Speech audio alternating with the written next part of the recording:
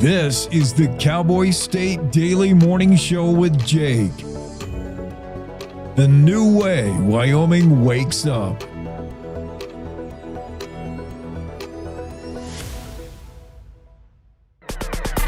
It's time to take a look at what's happening around Wyoming. From the Cowboy State Daily News Center, I'm Mac Watson. Cody Roberts, the Daniel, Wyoming man accused of running over a wolf with a snowmobile, bringing it into a bar, then shooting it dead, pleaded not guilty to animal cruelty on Monday. Cowboy State Daily's Claire McFarland reports that Roberts appeared virtually in court, answering the judge's questions with polite but short responses. In felony cases in Wyoming, pretty much always we see them plead not guilty at that first arraignment. And that's because it gives them time to prepare for trial if they're going to trial, or negotiate if they're going for a plea agreement. And so you usually don't plead anything other than a not guilty variation, just to give that breathing room if it's a felony. Sweetwater County District Court Judge Richard Lavery appeared via a virtual link from his seat in Green River. He told Roberts that if a jury convicts him or gives a variation of a guilty plea, he would lose his Second Amendment and voting rights. Under the animal cruelty felony, Roberts could also face up to 2 years in prison and up to $5,000 in fines. President Trump on Friday pardoned mountain runner Michelino Sanseri, who was convicted of using a closed trail in Grand Teton National Park during a record-setting trail run. Cowboy State Daily's Claire McFarland reports that Wyoming Representative Harriet Hageman has called this case government overreach. This is interesting because we saw Troy Lake, the diesel mechanic, pardoned Friday, and then now we're finding out Michelino Sanseri was pardoned Friday. This was Hageman's little cause, whereas Troy Lake was Lummis's cause all along. Lummis came out swinging for him. This one was more Hageman's. She was calling this overzealous prosecution. She was wanting to investigate this as a case of prosecutors getting too big for their britches. Then Trump went ahead and pardoned him on Friday. On September 2nd, 2024, Sanseri set a new Grand Teton speed record, ascending and descending the mountain in 2 hours, 50 minutes, and 10 seconds, almost 3 minutes faster than the previous record holder. Days later, Wyoming-based federal prosecutors charged him with a crime for running on a restricted social trail. I'll be back with more news from the Cowboy State Daily News Center right after this. The weather's turning oh so frightful this time of year, but those excavation projects, they will persevere. I'm Jan Warren for One Call of Wyoming, here to remind you that no matter how big or how small your digging project is, contacting 811 2 full business days before you begin is required by state law. So stay safe unwrapping presents, not utility lines. From all of us at One Call of Wyoming, happy holidays. Cowboy State Daily News continues now. Wyoming ranchers have been calling for investigations of large meat packers for decades and are cheering President Trump's move to do just that. Cowboy State Daily's Renee Jean reports that ranchers are saying the system is broken and Congress needs to change the laws. The fix is better competition, sell meat across state lines. Ranches could develop their own brands. They could sell direct to consumer. That would have an immediate competitive impact in the market because people have choices, more choices than they have now. It tends to help bring prices down because people have to compete. When you only have 4 companies doing everything, how much competition is there really? And it makes the fewer players you have, the more likely it is that they'll kind of nudge, wink, wink, and just never raise their prices. President Trump is calling for an investigation into allegations of price fixing by the nation's big 4 meat packers, announcing a Department of Justice investigation into the meat conglomerates that, between them, are the middlemen for 55 to 85% of all the chicken, beef, and pork sold in America. Energy giant Repsol filed a court motion Friday asking a judge to review a decision by the Laramie County Commission to deny its proposed wind farm project. Cowboy State Daily's Jackson Walker reports the move could open the door for the project, which would be 3 times the size of Cheyenne.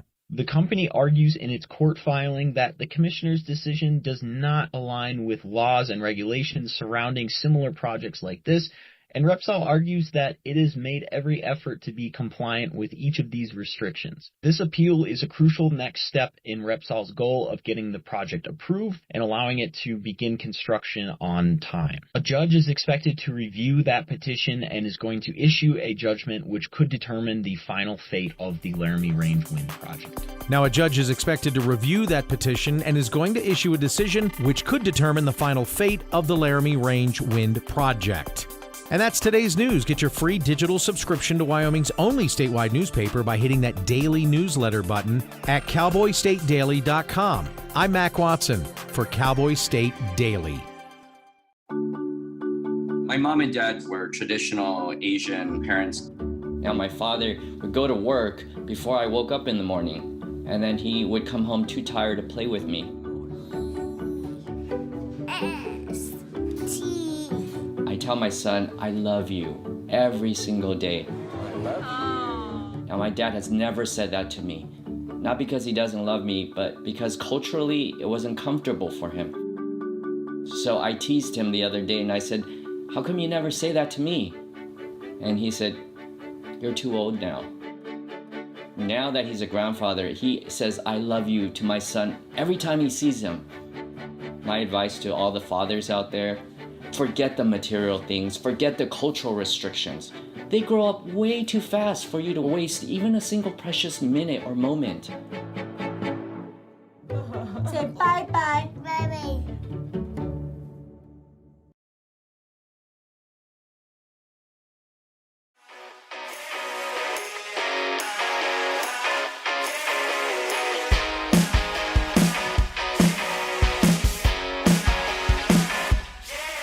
Cowboy State Daily Show on a Tuesday. Happy Veterans Day. And it's Jen Coker. Jen. Hello. Armistice Day. You don't remember when it was called that. I don't. No, I can't say I do. I don't either. But many people do. Mm-hmm. Yeah. Known as old people. Old people. I'm interviewing a veteran this morning. I'm very excited. Is that right? Yes. He's a veteran, a judge, and a writer. Wow. Mm-hmm. I've got a few guests on. We're going to do a veterans themed show for sure. I got a few guests on in that vein. One rides a Harley motorcycle and went to China to commemorate U.S. participation with China in defense of China when Japan and China were going at it. Now, interesting. Yeah. Flying Tigers back in the 40s, you know, when the U.S. had their Flying Tigers, and it was our brave pilots to help defend China against Japan. Japan was, I don't know what got into Japan in World War II. They were ready to take over. Mm-hmm. Yeah, they were literally giving their lives to the kamikaze pilots. I don't know. I'm an awful historian, but I don't understand how and why Japan started their hostilities. This is when Hitler was going to make Germany the whole world, create his master race in the Nazi movement, and then did Japan see an opportunity there, thinking, oh, the world's in turmoil, we're going to go bomb Hawaii? Like, I don't even know. I'm so ignorant of history. I have to say I am too, but I think your guests will help you. Probably. And will help our listeners. They'll just don't help me in a mean way. I admit ignorance. I admit I don't know. Yeah. It's not like I'm saying Evansville's not a town definitively. I don't know. It seems to me Japan just said, wow, everybody's fighting Germany right now. They won't even notice if we go over there and drop bombs on Hawaii. Like, what? I mean, think about Pearl Harbor. What a bold move that was. Mm-hmm. And then, golly, I mean, allies, China and U.S. look today.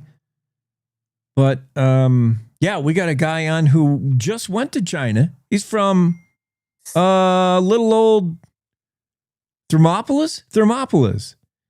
And he was invited to go to China for a special thing. Putin was there. The Chinese president was there. Interesting. Like all these world leaders, that we have a touchy relationship with right now. Like they were over there for a banquet commemorating 80th anniversary of the end of the war, and China thanking the U.S. for our flying tigers. Wow. And helping them out. And interesting, Thermopolis produces pilots. Does it? That's where the cartel pilot came from, the former cartel pilot. And then he had another buddy who was a pilot. It's a pilot breeding ground. I don't know if it still is. Okay. I wonder how that happens. Well, yet another question. Why did Japan enter World War II? And why are there so many fly guys in Thermopolis, or fly gals, or fly boys? Maybe that's a story. That's a story. To investigate. We got to look into that. We do. What your story? Let me find your story here. I have it somewhere. Stand by. Missing person, Jen. I can't find it. Okay, you want me to fill you in? Justin Harris, he went missing from Boys Home in 2004. Right. So he's been missing for 21 years. And the Casper PD, the way I got into this is the Casper PD put out a press release to everyone, to all media. And so most media outlets just covered the press release, but I decided to deep dive because we don't do press release stories at Cowboy State Daily. So I just started digging in and found some family. I found a cousin, his sister, and somebody from the missing, what is the NITMIC? I can't think. National Center of Missing and Exploited Children. I spoke to somebody from there because they actually were on the ground helping Casper PD back in the day. So no answers, of course, yet. But the Casper PD, the reason they put out the release is they had new information from interviews in 2011 when they re-interviewed people, potential suspects. So they had that information from 2011 that currently in 2025 revealed new clues based on advanced forensic capabilities and technologies, whatever that means. They wouldn't tell me anything about the investigation as far as what they uncovered, who they're talking to, what suspects were re-interviewed, et cetera. But they believe the answers are out there. People know something in the community still, and that it was their intention to get people to come forward. Why did they re-talk to people in 2011? I think that this is kind of the secular notion of cases. You know, say a new investigator takes over and then they'll look at the case with new eyes. And that's my guess. There was no definitive information on that, but that's my guess. And I would say that in 2011, that new investigator interviewed the same suspects, maybe got new information. And in 2025, yet another investigator looked at it with fresh eyes. My guess, you know, I don't have confirmation that is what happened, but that I'm guessing, you know, that's how it works. Yeah. And I hope our readers, our listeners can appreciate when cop shops go back and look at cold cases, because seriously, law enforcement, underpaid, overworked, understaffed, and like everybody. I don't want to make them like the only ones that are just grinding, but they are. And Casper PD is busy following up on accidents in downtown Casper where you got an alleged somebody driving the wrong way, crashes into a mom, kills her. Dad is life flighted, and then the cops responding have somebody crash into them on the way there, and that kid's hurt. That it's really remarkable. This is the day-to-day stuff that police do, police departments. Right. That Absolutely. their bandwidth to go back to a 21-year-old cold case is, not much. So yeah. I agree completely. And I think families get so frustrated. They don't understand what kind of workload these cops are dealing with on a daily basis. And I hear that all the time from families. They're like, nothing is being done. Yeah. And I just want to say, but with their limited resources, in my experience, these investigators really care, and they're really working these cases, and likely a lot of them are probably doing it in their spare time. But I will say about Casper PD, they're one. I think from what I see, they're one of the busiest agencies, but they also hate having unsolved cold cases on their hands too. Yeah. And I wonder how often, or if a light bulb goes on in an investigator when there are advances in forensics. There, stuff we couldn't do even 20 years ago that we can do now. Does anyone in a police department say, wow, now we can? I wonder if we went back. We have, we still have whatever, this in the evidence room. I wonder if we can go back and scrape something off of that and test it in a lab now that we know blank. Like, that should be regular business. It's such an interesting question. And maybe you just gave a story idea, because I don't know how that works either. Because, these tests don't just run themselves. It's somebody has to get in there and say, okay, let's retest this because this new technology. And of course, they've got to pay for it.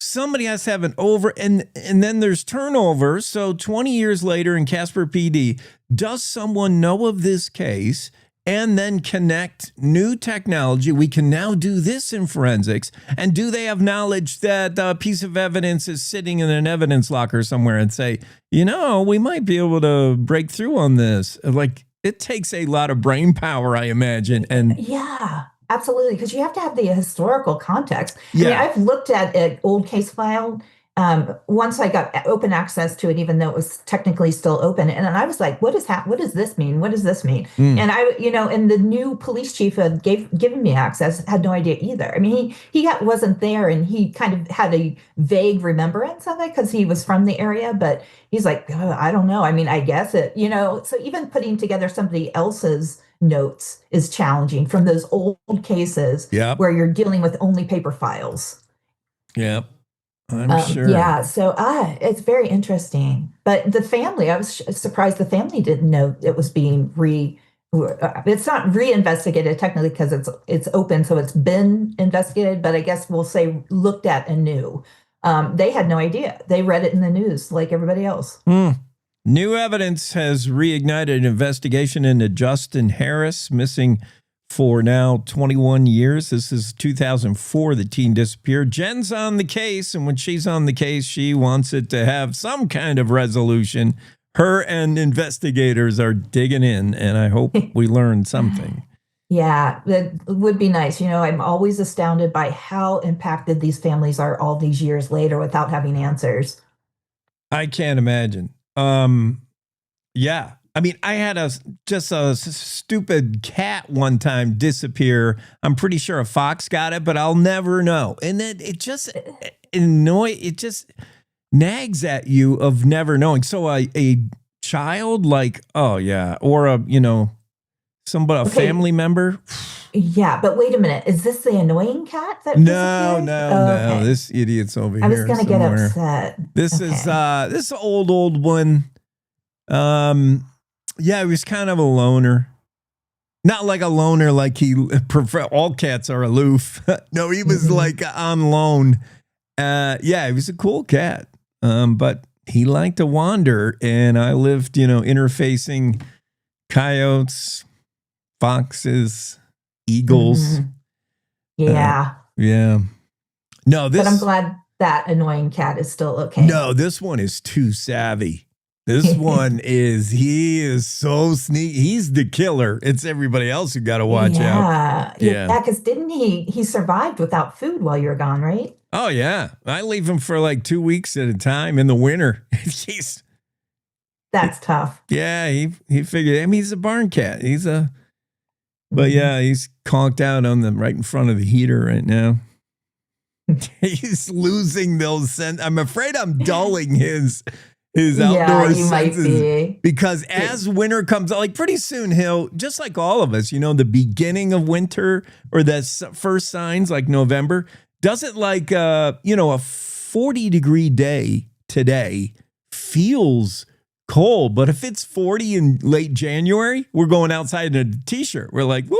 Absolutely. But when it first comes on, all of us think, oh, this is way too cold. And the cat, I opened the door for the cat who normally bolts outside. Can't wait to get out there. And he's like, no. Wow. Yeah. You got to be careful there, Jake. All right. Or there'll be another case. Case of the missing. I'll go find the cat. All right. Thanks, You Jen. have a good day. Thank you. You too. Bye. Cowboy State Daily, Jen Coker dropping in. We got a ton of guests this morning, really. Geoffrey Gilson will be on in a moment. John Newkirk, Nell Calloway. And we're going to talk, that's that China, Japan flying tiger story. Oh, that'll be so good. Geoffrey Gilson is going to talk about Venezuela. There's not hostilities or aggression yet, but the U.S., why is the U.S. so fixated on Venezuela? Maybe because China is, and Iran is, and Russia is. Venezuela's suddenly become the hot spot in the globe. We'll find out why.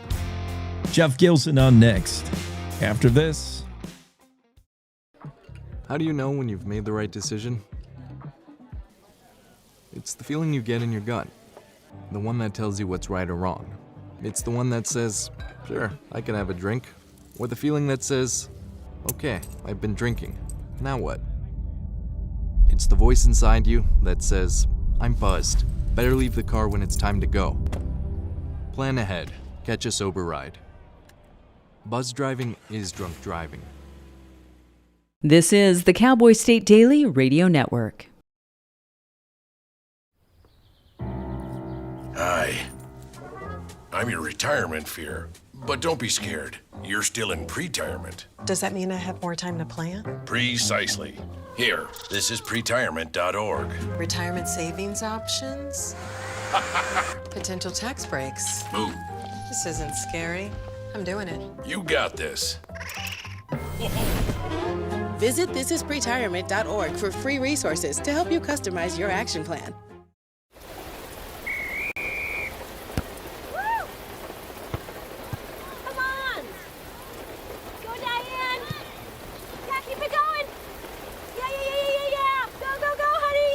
If you love them enough to drive an hour to cheer them on as they get beat 11-0 in the rain, then surely you'll check NHTSA.gov/the right seat to make sure they're correctly buckled in the back seat.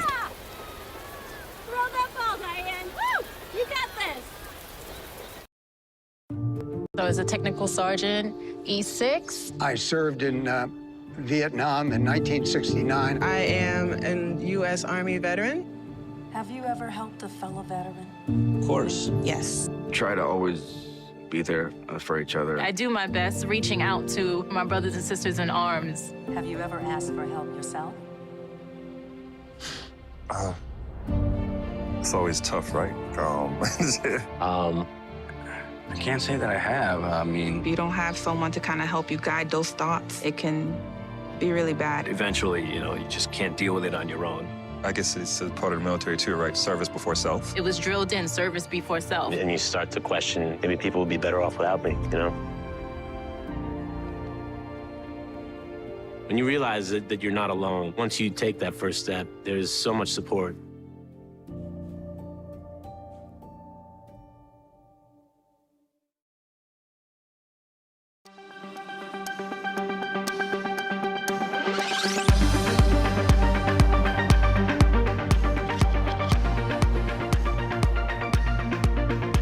Cowboy State Daily Show on a Tuesday, Veterans Day, November 11th. Geoffrey Gilson is going to be with us in a moment. On the surface, headlines focus on U.S. drug interdiction operations. An aircraft carrier task group stationed near Venezuela's coastline. Supposed CIA operatives carrying out missions in Venezuela from the U.S. This is only a sliver of what's really happening. Venezuela has suddenly become the crossroads of global power, where the interests of China, Russia, Iran, and the United States collide with oil, sanctions, and regional influence all lying in the balance. Why has Venezuela suddenly become the pressure point on the globe? When we think about WWII on a Veterans Day, frightening. Venezuela is being used, and everybody is tugging. Every nation, every powerful nation is tugging on Venezuela. China, Iran, Russia, and the U.S., you see headlines every day. President Trump carrying out this operation off the coast of Venezuela. Trump says it's about drugs primarily, fentanyl. He says he wants to stop these fentanyl getting into the U.S. before it ever leaves Venezuela. But is it really all about drug interdiction? Or does the U.S. want to keep a close eye on what's going on in Venezuela?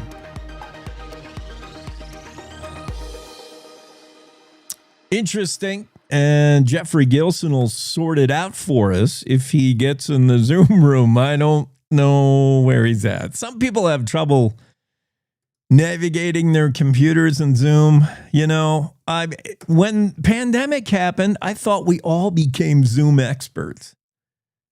I did suddenly. I had never done a Zoom. I had never been online. I didn't even like doing the FaceTime stuff. Oh, I still hate that. That's growing up in an era without cell phone. Like, I don't want, and look at me, my face is on the radio every day. I don't want to see you, and I don't want you to see me in a phone call. And the whole Zoom thing, I didn't like it, but I had to learn it like everybody. That's how we did business when COVID was running rampant. Yeah.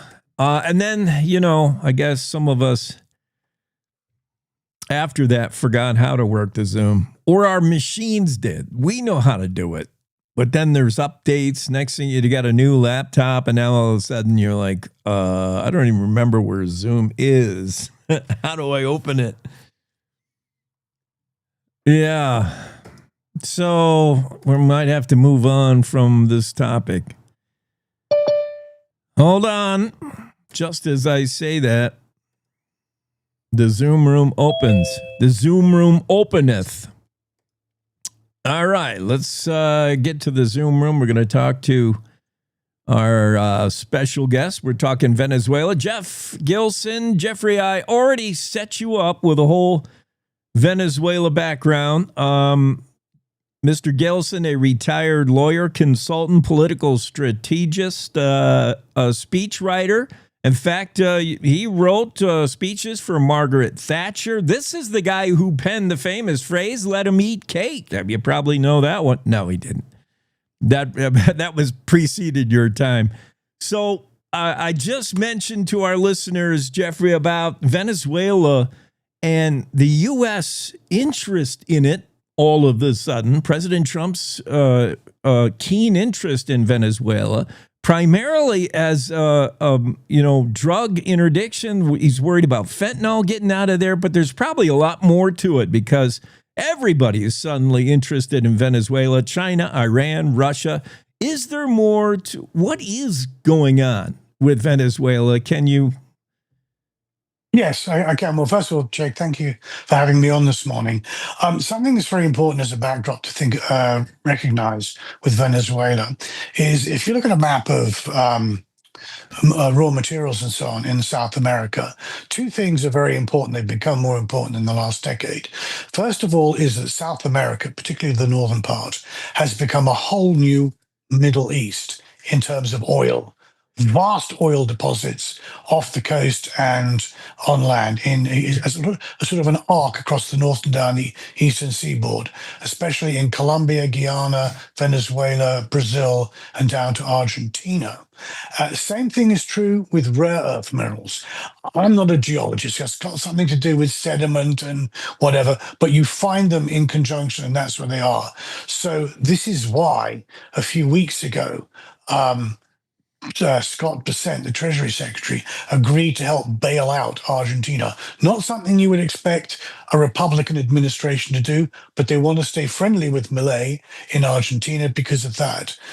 So that's the first thing to understand. The second thing is that even though Donald Trump and MAGA said, look, we don't want to be involved in any more foreign wars, you will know they don't really, no president's ever regarded the American continent as foreign. It's the backyard. And if you're wondering about Venezuela, think Cuban Missile Crisis, 1962. Think Panama under George Bush Sr. Venezuela obviously has not been friendly to America since Hugo Chavez, but it's become particularly pertinent at the moment because, as you mentioned, Venezuela, in order to stick it to the United States, has developed relationships with Iran, Russia, and China, trying to set up this sort of alternative world order, which isn't really working out because nobody wants to know about it. But it's still a problem. Russia uses Venezuela as a port for its military and its ships. China buys oil, and Iran, strangely enough, ships its oil out through Venezuela because of sanctions. So it sends it over and then it changes and becomes Venezuelan oil. So they are very definitely interested, and that's what this is all about. It's strategic. Venezuela is just strategically located, has oil, has rare earth minerals, has the ability to get these out to other nations, nations that may be hostile to the U.S. You mentioned it's hard to turn the screws on Iran with sanctions if they find a ready partner in Venezuela. Is it the fact that Venezuela, I mean, they're where they're situated, what they have as assets, as possible exports, but is it also because of the government? I mean, are they just a weakened government and you can play ball with them easier no matter who you are? Well, Venezuela is a mess. And if you look around the world and the problem areas like, for instance, Somalia during the Clinton and Bush eras, when you have what is they call a stateless country, which is no sensible government, then all sorts of things can happen. Maduro has completely lost control of his government. Doesn't matter. I mean, he's a socialist. He's run his country badly. There's huge inflation. People are in poverty. Every Latin American country has elites. Venezuela has its elites, and they're on tenterhooks. They're looking to get rid of him. They're in touch with Machado, who is the opposition leader who won the Nobel Peace Prize. And I think this is, this is the problem. The western third of Venezuela isn't even under government control. Doesn't pretend. It's under the control of a narco-terrorist group called the Colombian National Army. So what you have is essentially a state that's not a state, and that's a danger. It's not because of where it's. If it was at the southern tip of Latin America, we might not care. But if you look at a map, it's the gateway to Central America, it's the gateway to Latin America, and it sits overlooking the Caribbean. This is far too dangerous for Trump and the Americans to ignore. And so they're basically trying to. I think they're looking for some sort of regime change now. Donald Trump and his administration are clearly concerned about drugs. We know that. But they're clearly concerned about this governmental-less state sending criminals over the border, even now, into the United States to set up receiving points for those drugs. Yes. But to be honest, Jake, if it wasn't drugs, they'd be using some other excuse.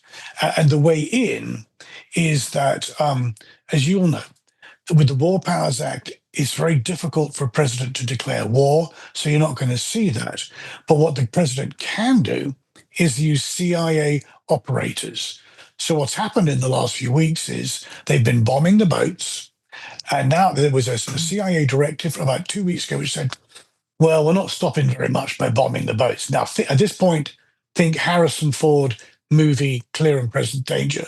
So what we're going to do is we're going to authorize the CIA to take other operations if necessary. And that's going to become CIA operators on the ground. And there's rumors there are already that on the ground. Then that hopefully will do one of two things. Put pressure on Maduro just to give up and leave, or put pressure on the elites to make him leave, or there may be a false flag incident where a CIA operator turns up dead, and then he can use the aircraft carrier task force that's off the shore at the moment and bomb targets, and hopefully that will make Maduro leave. So I think you will see a staged incident. I think you will see a very short period of heavy airstrikes like Israel did against Iran, and then Maduro will find a way to leave.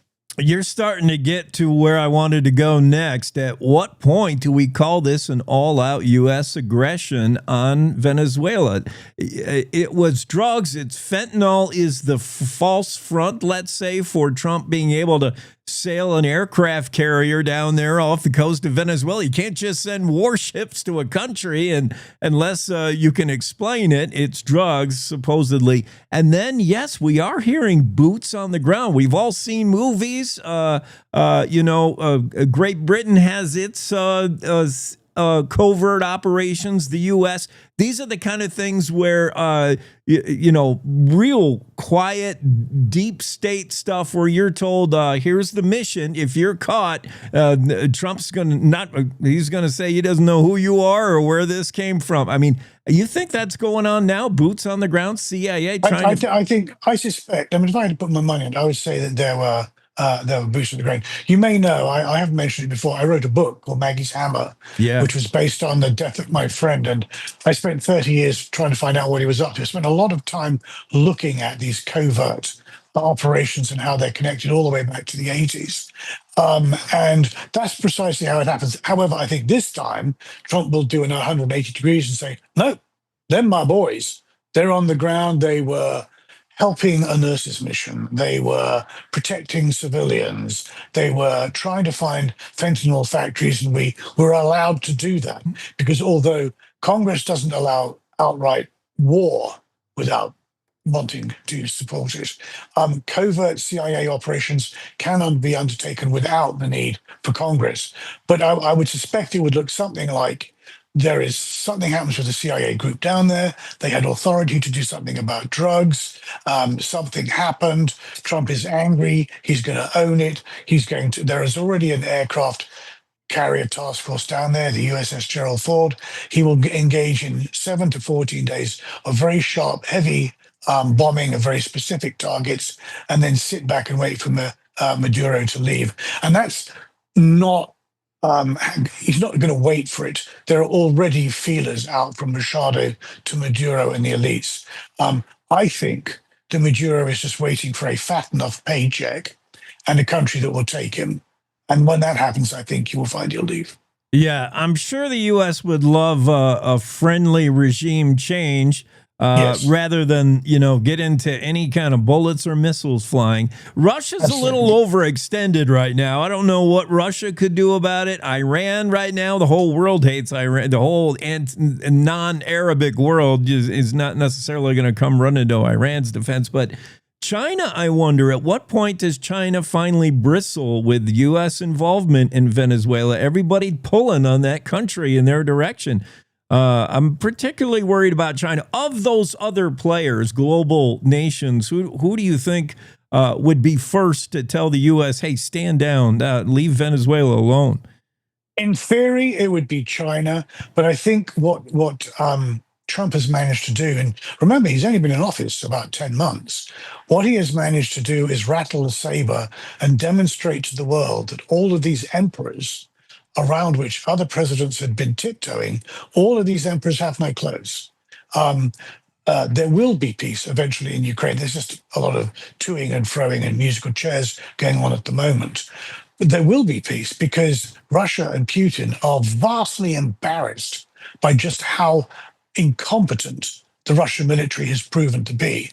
Ukraine ought to be one of the richest countries in Europe, but it's not at the moment. Yet, when they started off, they pretty much had nothing by way of an army. Of course, they've been better equipped now. They stopped the Russian military machine. I grew up in England. In fact, I'm an American now. My parents were American. I was born on a USAF Air Force base. But I grew up in Europe. We lived under the threat of the Soviet Union. There were books that were written competing with stories of how short a time it would take for the Soviet army to reach the Rhine. 3 days. That same army has been proven to be impotent. It hasn't even been able to get 40 miles into Ukraine. So they are much less potent than they were. Iran, proven to be much less potent than it was when Israel and the United States went and bombed it, and it did nothing. I think it bombed an airbase in Qatar, told everyone it was going to do it. Like, we're going to bomb you, so you might want to go to the cafe for a while. And China, people think that China is still powerful. It isn't. China is having problems. At the turn of the century, China's economy was booming because it was in the early stages of capitalism. And all the people making money were the money at the people at the top. Now the middle class is growing. And because of that, they want things. Back in the 80s, when I was writing speeches for Margaret Thatcher, she was attacked for being friendly towards Gorbachev and a guy called Deng Xiaoping, who was the Chinese leader who succeeded Mao Zedong. And he was introducing capitalism into China. She was attacked for being too friendly. She said, but it's still not democratic. How can you do this? And she said, look, capitalism is the most democratic form of economy that you can have. What essentially capitalism does with free markets is it allows people to make free choices about what they buy and what they sell. She said, you can only run that system for so long before people want to start making choices about other things. It may take 10 or 20 years, but it will happen. Well, that's what's happening. It took 30 years, but the middle class in China now wants to be making decisions about other things. And so Xi Jinping is not getting it all his own way. And he is not as powerful as he was. He needs to maintain power in his country, and he still has to maintain the support of the people, even if it's not in democratic ways that we understand. So for all the saber rattling, I think that if Trump was to go into Venezuela quickly, get Maduro out, you wouldn't hear much of a squeak out of China. Interesting. Geoffrey Gilson brings a unique insight into global happenings. The UK-US dual citizenship helps him navigate the world and on the right side of the world. But yeah, that is fascinating stuff. You already went ahead and anticipated and answered my questions about if Venezuela is a chessboard, who are the players and who is running out of moves. One of the questions we want to give, Russia has shown as warmongering as that nation has been since the Soviet Union and back. I mean, they are having a tough time conscripting supposedly North Koreans to help fight in the Ukraine war. And little Ukraine is giving them all they want right now. And Iran, we know what Iran is. And China can't even afford to close the door on any other country as far as what they need, because they need a lot. That's a huge nation, and they just need opportunity. Maggie's Hammer is the book you're talking about. We have to have you on, Geoffrey, just to talk about that. Trump, Putin, Epstein, the collusion, the corruption. Oh, my goodness. You want to learn more about that? That's a topic of the day for everybody. Maggie's Hammer blows the lid off that whole thing. Check out that book from Geoffrey Gilson. Yeah. Thanks for being on. We got to bounce. Come on again, and we'll talk about Maggie's Hammer and all that stuff. We'd love to. You have a great morning now. Thank you. You too. Cowboy State Daily Show continues. We got guests coming up for Veterans Day right after this quick break.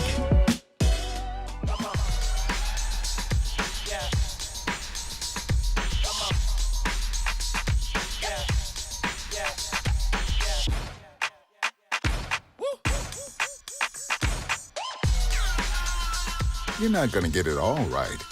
Just make sure you nail the big stuff. Like making sure your kids are in the right seat for their age and size. Get it right at nhtsa.gov/the-right-seat. You're listening to the Cowboy State Daily Radio Network.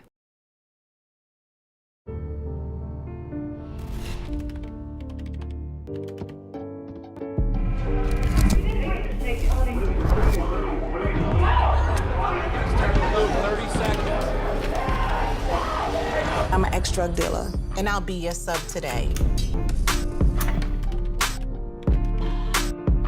Can you see anything different as a pill? No. You don't know? Fentanyl is being mixed into everything now. There's only one thing that will save somebody's life. That is naloxone nasal spray. Fentanyl, it's cheap, it's potent, and it's profitable. Why would drug dealers put a lethal dose of fentanyl in drugs if they know it's so harmful? Really just all about the money. I just didn't realize that one pill could change your whole life. More kids should know.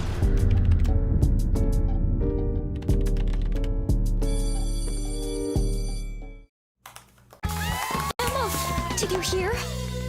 Todd's in the hospital. Who's Todd? He got a collapsed lung from vaping. He thought it was cool. Not cool. Promise you won't vape, Emma. It can lead to a lifelong addiction, and we can't be friends if your lungs collapse. Bogus. Wacky sitcom teens aren't the best people to talk to your kid about vaping. Hey, you got a minute? You are. Start the conversation with your child about vaping today. When the uniform comes off, the battle doesn't always end. Too many of our veterans are fighting silent wars with trauma, with loss, with hopelessness. Downrange Warriors stands in that gap, offering peer support, purpose, and a brotherhood that saves lives. You can help. Visit downrangewarriors.org because no warrior should ever walk alone. Hope is waiting. Be the reason they find it.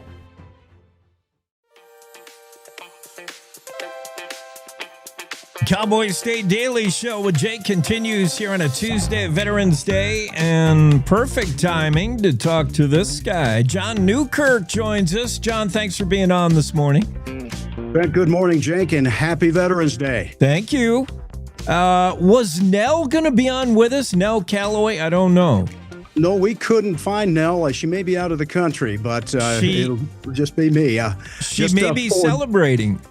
She probably is, but for your listeners, Nell Calloway is the granddaughter of General Claire Chennault that we can talk about a little later. Oh, yeah.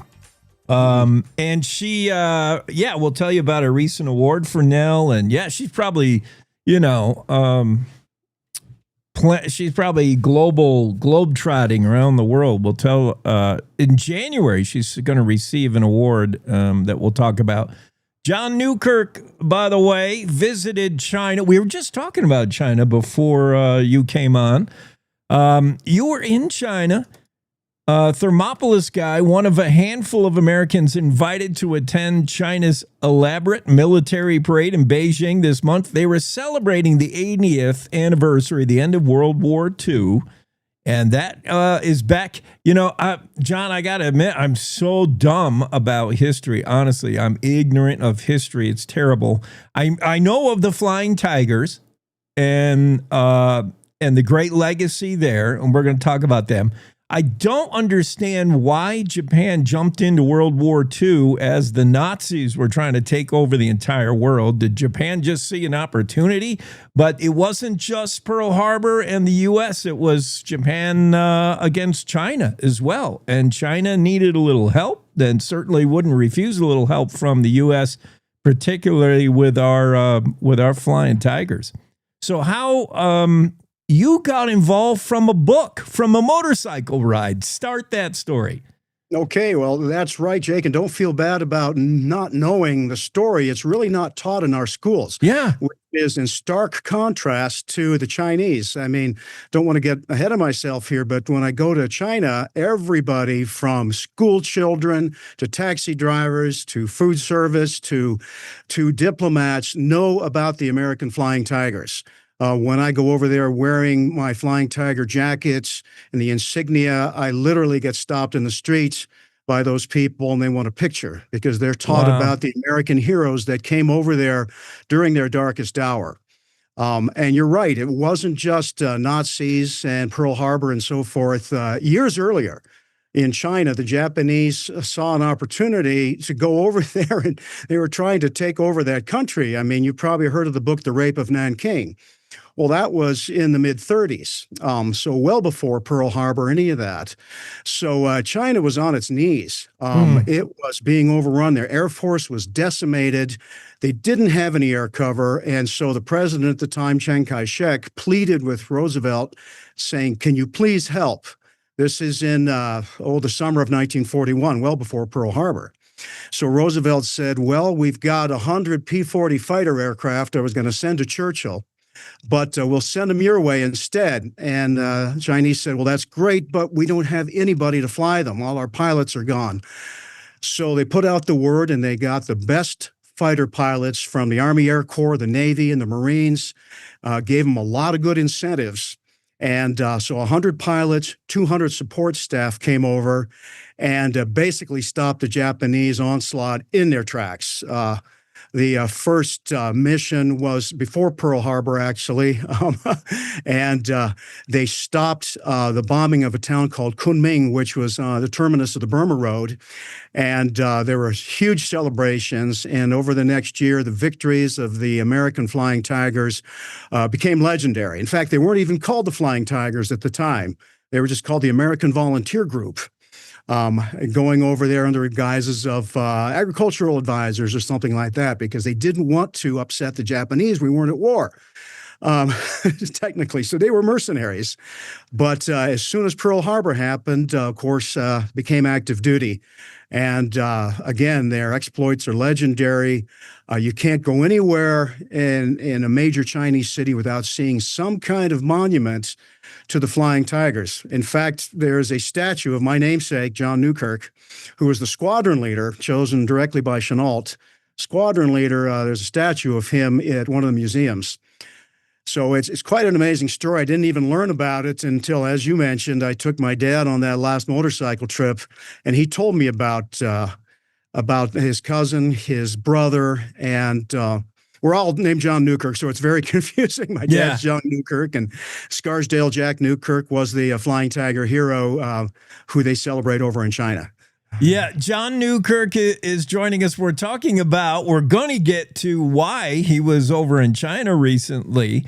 The Chinese, as John mentions, have never forgotten how America came to their aid, helped them achieve victory in World War II, and it's the Flying Tiger legacy that did that. John Newkirk back wanted to go with his dad on a motorcycle ride, the same route your dad took in 1939. Now, did he remember breaking down in Wyoming?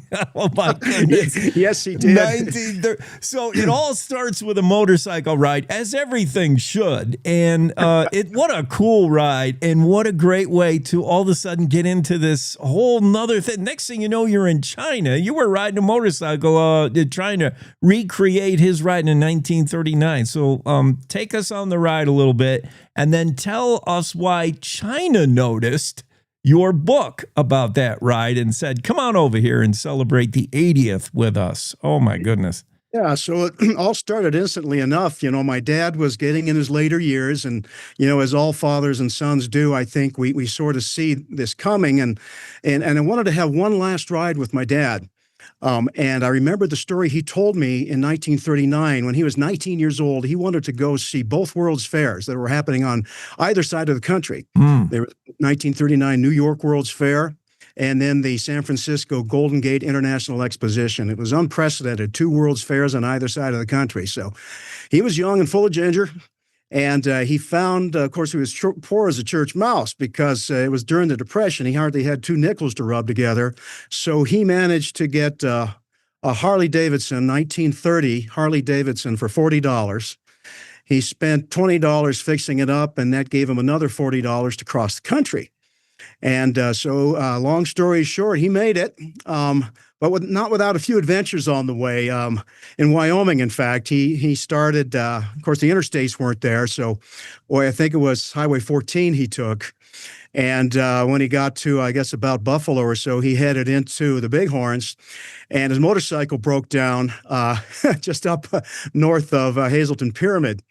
And he couldn't figure out what was wrong until he finally realized that there was something going on with the timing.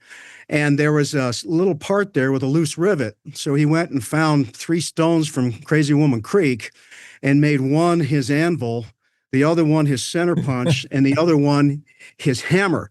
And he whacked that rivet, tightened everything up, and it was good enough to get him into Cody, where he went to the Harley shop and got a new set of breakers. And he proceeded on and went to San Francisco, and the rest was history. But little did he know, on September 1st of that very year, Hitler's tanks would start rolling across the Polish border, start World War II, and his family, his cousin, his brother, would all be in the middle of it. And he didn't really talk about that when I was a boy. It wasn't until I took him on that last trip and I learned all about it, and I got the attention of a major publisher, Thomas Nelson, out of Nashville, and they published a book called The Old Man and the Harley. And I talked all about that, and my famous namesake, John Scarsdale Jack Newkirk, who became squadron leader of World War II, in World War II of the Flying Tigers. So the Chinese saw that and realized that I was kind of the only family member left of that famous squadron leader, and then invited me over to attend the grand parade there in Beijing with Putin, with Xi, and go to luncheon with them afterwards, which was quite interesting as an American, strong American heritage American, to be in the middle of all that communism. But I have to tell you, there was a lot of respect. As you said, the Chinese have never forgotten, and they acknowledge what the Americans did. To their credit, 80 years later, they've never forgotten what the American veterans did for them. Your invitation over there, September 3rd, 90-minute parade. It was a big deal, but as you said, you were in the banquet hall in a luncheon with Chinese president, with Vladimir Putin was there. Like, these are nations that don't necessarily play nice in today's day and age, but remembering World War II and honoring the Flying Tigers legacy and their part in helping China stay free of Japan. Unbelievable. What a cool opportunity that must have been. I want to get the book. Where can we find this book? I saw the cover. It looks really cool. The Old Man and the Harley. Where do we find this book? Just go on Amazon and type Newkirk Harley, and it'll all come up. That is so cool. And, that's the kind, your dad, that's the kind of, spirit America needed to win a war that America sorely needs still today. The kind of guy that would say, I want to see 2 World's Fairs on a $40 motorcycle with $40 in my pocket, man. Like, wow. It was the greatest generation, for sure. Oh, man. That unbelievable. So, yeah, Nell Calloway couldn't join us. She's president, CEO of the Chennault Aviation Military Museum since 2016. Granddaughter of General Claire Chennault, founder of these Flying Tigers. We're talking about the greatest flying force of all time. Nell was selected recently as recipient of the MLK Jr. Legacy Award for Advocacy and Community Service. She'll receive that award, I think, this coming January. So good for her, and maybe she's doing a celebration tour.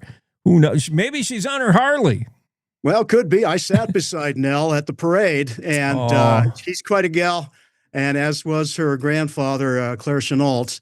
You look him up on Wikipedia or anything else, and you'll see. He's quite the leader. Yeah. They hired him in China to go over, I think, for 3 months as an advisor to their Air Force. He ended up staying something like 7 years. Hey, John, real quick, we have just 2 minutes left. Tell me what you're doing now today. You're in Wyoming, you're in Thermopolis, and you're still keeping that Flying Tiger legacy alive. You're flying an old aircraft. You got the Flying Tiger program, some kind of group. What are you doing? That's right. So the Flying Tigers Association, of which I'm on the board, is the group of the families of the Flying Tigers that actually served there. It started by Chennault himself in about 1948 after the war. And so all of the original Tigers were members, including people like Tex Hill, Bus Keaton, and they slowly, as one might expect, have passed on. We lost our last Tiger about 4 years ago, Frank Lazonsky, who was an armorer. But of the original 300 Flying Tigers, only the family members are left. So I'm doing that. I fly an airplane out of Thermopolis and Cody that I've decorated to look like P-40 as much as I can. And everywhere I go, I try to spread the word because, as I told you, they don't really teach about it in America, which is a shame because we should be proud of them. We should be proud of all our veterans today, and especially those kind of unsung ones we don't hear much about, the Tigers in China, the Americans in Korea. So a salute to all of those today. And I appreciate being on your show. Well, if you're in Cody, Powell, Shoshone, you see that flying tiger flying overhead, don't worry. John's not on a bombing mission. He's just trying to get somewhere. John Newkirk joins us. Fascinating story. Try to go find that book right now. Amazon, The Old Man and the Harley. It's a cool book. And that book launched this visit to China and got us all remembering World War II on Veterans Day. Thanks, John. You betcha. Have a great Tuesday. Cowboy State Daily Show continues. We got to take a break for top of the hour news, and we'll see you on the other side of that.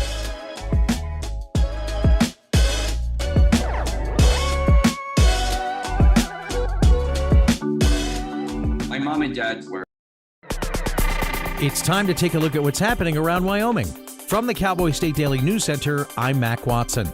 Proponents say that allowing Wyoming ranchers to sell their landowner hunting tags would bring them a much-needed financial boost. Opponents argue, though, that it would inflame tensions between landowners and hunters. Cowboy State Daily's Mark Hines provides insight on both sides of the issue. There's a bill sponsored by a committee. Landowner, they get these hunting tags, whether they should be able to transfer them, which basically translates into should they be able to sell them? Should they put them up on the market and sell them? And so, of course, that's controversial. Some people say it's just compensation for the landowners who are providing food and water and shelter for the wildlife. Others are saying it basically amounts to turning wildlife into a profit generator. State Senator Tim French from Powell tells Cowboy State Daily that despite the steep odds, he's reasonably optimistic that the bill has a good chance of passing this time around. The brother of a Casper mother of 2 killed in a head-on collision Friday night says her children are, quote, insanely saddened, unquote, by the devastating crash, but they're surrounded by loved ones. Cowboy State Daily's Claire McFarland reports that her father, who was also in the car and remains hospitalized with serious injuries, is surrounded by family. I called the sister-in-law, like, hey, I'm writing this story. Is there anything you want to say about Mandy? And she goes, let me talk to the whole family. We're all here. They were all waiting at the ICU to see how Randy was going to do. They were there for him. And so they did go ahead and make a joint statement. And I talked to Mandy's brother about how the dad is struggling. And so this family was really together and had all showed up for their loved one. 43-year-old Mandy Butler was driving a Toyota SUV the correct direction when a Nissan passenger car was driving the wrong direction along the 5300 block of CY Avenue in Casper Friday night, slamming into the Toyota, killing Mandy. I'll be back with more news from the Cowboy State Daily News Center right after this. The weather's turning oh so frightful this time of year, but those excavation projects, they will persevere. I'm Jan Warren for One Call of Wyoming, here to remind you that no matter how big or how small your digging project is, contacting 811 2 full business days before you begin is required by state law. So stay safe unwrapping presents, not utility lines. From all of us at One Call of Wyoming, happy holidays. Cowboy State Daily News continues now. A man accused of a fatal road rage-induced shooting outside a Cheyenne grocery store in September fainted in court Monday when a judge upheld his bond at $500,000. Cowboy State Daily's Jackson Walker reports Mansour Ali started screaming and crying after the judge's decision. During Monday's hearing, Ali's attorney asked the judge to lower his bond down from the lofty $500,000, which was denied. This led Ali to become emotionally distressed, and he actually fainted in the courtroom and collapsed to the ground. This led police to clear the room as medical officials came in. Laramie County Sheriff's Office Chief Deputy Perry Rockvam tells Cowboy State Daily that Ali was definitely emotional in the courtroom, and such outbursts are not uncommon among those moving through the criminal justice system.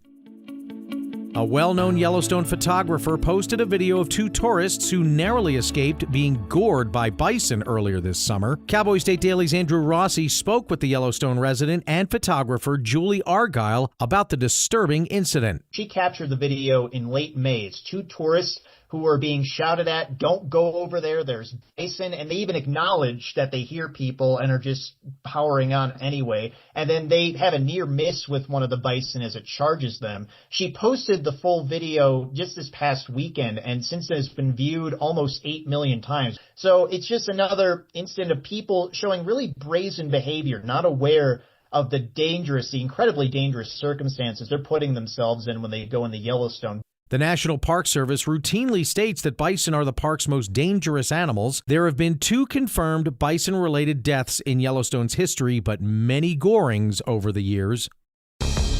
Cody Roberts, the Daniel, Wyoming man accused of running over a wolf with a snowmobile, bringing it into a bar, then shooting it, pleaded not guilty to animal cruelty on Monday. Cowboy State Daily's Claire McFarland reports Roberts appeared virtually in court. In felony cases in Wyoming, pretty much always we see them plead not guilty at that first arraignment. Under the animal cruelty felony, Roberts could face up to 2 years in prison and up to $5,000 in fines. And that's today's news. Get your free digital subscription to Wyoming's only statewide newspaper by hitting that daily newsletter button at cowboystatedaily.com. I'm Mac Watson for Cowboy State Daily. You talk to... In every family, small conversations can make a big impact. I grew up on tour with my parents. Kind of different, but we bonded over music just like other families do over sports, camping, or other interests. And we talked. Little everyday conversations from silly to serious that built a foundation over time. Honest conversations, like when my dad shared his experiences as an alcoholic. Your honesty about that part of your life gave me a sense of integrity that I wanted to uphold in my own life. And I was so grateful that you and Mom had become these sober, stable people who were always there for me. I wanted you to know from someone who's been in recovery more than 30 years now that hard work is what creates success, not alcohol or other drugs, whether it's music or anything else. I said it a lot, and I'm glad you took it to heart. Talk, they hear you. For more information about talking with your kids about underage use of alcohol and other drugs, visit underagedrinking.samhsa.gov.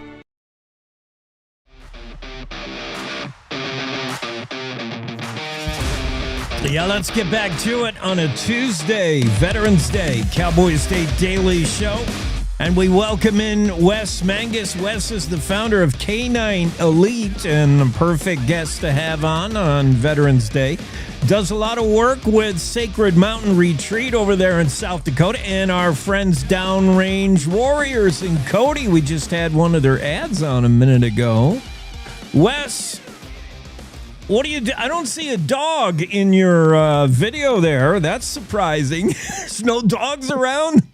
Yeah, I got a lot of them. Yeah, you got a moment of peace from them. Wes trains dog. We're going to get into what K9 Elite does. Wes admits he has a big heart for veterans and first responders, and he trains service dogs for these heroes as his way of giving back. Now, these service dogs, these are like, are these mostly companion? I've seen photos and videos. There are a lot of, it seems like Belgian Malinois, maybe German Shepherd, but these are not like attack dogs. These are dogs to help people deal with PTSD. There's like companion dogs to help calm you, right? What do they do? Right. Yep. Yeah, so they're a working service dog. They're PTSD, deal with some anxiety, depression, anger. A lot of those kinds of mental type things. And then we also do several that are deep pressure therapy type, different scenarios, mobility issues, anything like that that's physical. We can do that as well. Now, we've heard of, and it seems so natural, people who have whatever it is, and it doesn't have to be from conflict, doesn't have to be veterans, but in your case, that's who you're working with. But anybody who sees trauma, it creates the anxiety, and it just sticks with you. And the way for many people to deal with it is to turn to animals. I know horses are key in that, and people, maybe it's a cat, a dog. A lot of people turn to snakes, which Wes doesn't advise. He hates snakes. Nope, not doing it. Not doing it. But dogs, yeah, you get a calming feeling from a dog. Dogs are so locked into you. They have a sense, and it's not just smell. They feel your emotion, all that. There's a bond there, right? That can be a real strong bond there.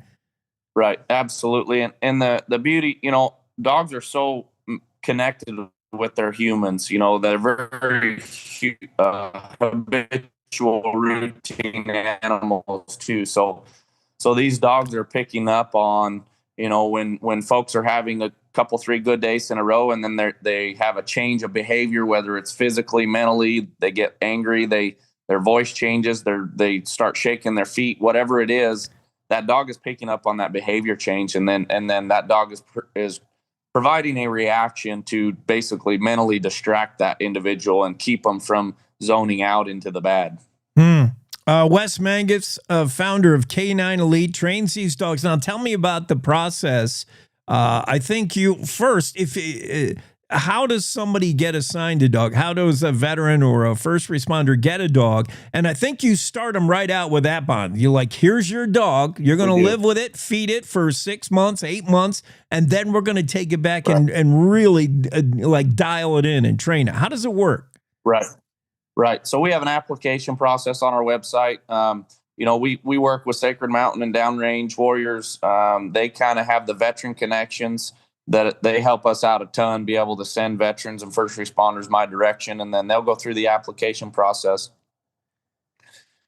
And then once we have a set of applications, and then we have litters, we have puppies coming, we have all that going on, we'll kind of select a specific dog for a specific individual. That's probably the most important part. Not every dog's a good service dog. Like you mentioned, we do the Malinois, the Shepherds, the Labs, the Goldens, etc. But picking the right dog is key. Then we give them the puppy, like you mentioned as well, and that's critical. Our program is like no other. Nobody else does this that I know of. Everybody else does a 1-year-old, 1.5-year-old that's been fostered. My belief is that dog needs to be with that veteran first responder right away.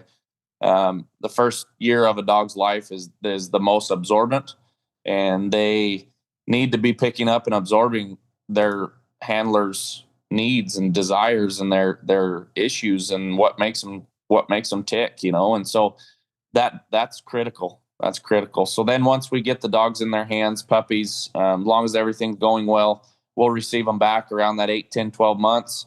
We'll start them through the community access test, which can take 2 to 4 months, just depending on how much the veterans or first responders did ahead of time. And then if there's any specific needs, mobility issues, picking items up off the floor, opening handicap doors, anything like that, if they're in a wheelchair, that takes some specialized training. So we'll push into that secondary past the community access test. Interesting. I like the way you do it, Wes, with first getting the right dog with the right person, and then starting them out on their life. I mean, as a dog owner, myself, as a dog trainer, I did, obedience training. Yeah, I know that's, that dog has to, that relationship has to start first, and then you can work on fine tuning some things and doing some training stuff. That's so cool. Right. So where is the operation, by the way? Where are you? We're over in Lovell, Wyoming. Okay. Good place to be. Those dogs will be happy they're in Lovell. They don't know any different, but you could be in Florida or you're in God's country. How does your day go, Wes? How's your average day? You got more than you probably got some other folks there, and it's just training. Every day's training. How do you do it? How many dogs you got? It is. It's, we have a good crew here. I got a lot of support behind me. I wouldn't be able to do it without that. It's every morning it's getting up, taking care of the dogs, kicking them outside, letting them air out, get some exercise. And then from then on, it's training most of the day. We do short sessions though. We won't run a dog for, a couple hours at a time. We'll take 4 or 5 dogs to town, and we'll do 10, 15 minutes, 20 minutes with this dog, put it back, get a different dog, bring it in for 15, 20 minutes. And it keeps their attention span, keeps the start, they're a lot like kids, their attention span's short. So if you push into that where you start losing their focus, then you're just going backwards. So we do a lot of short sessions throughout the day. We'll work a dog 15, 20, 30 minutes at a time for maybe 3, 4, 5 different times a day. Yeah. Takes a special kind of, it takes dog people. It takes a lot of help that Wes Mangus has. It takes money as well. You just had a big fundraiser. Sorry, we missed it. Dang. 4th annual fundraiser banquet in Powell was on November 8th. How'd it go? It went phenomenal. It's kind of grown every year. This is our 4th one that we've done.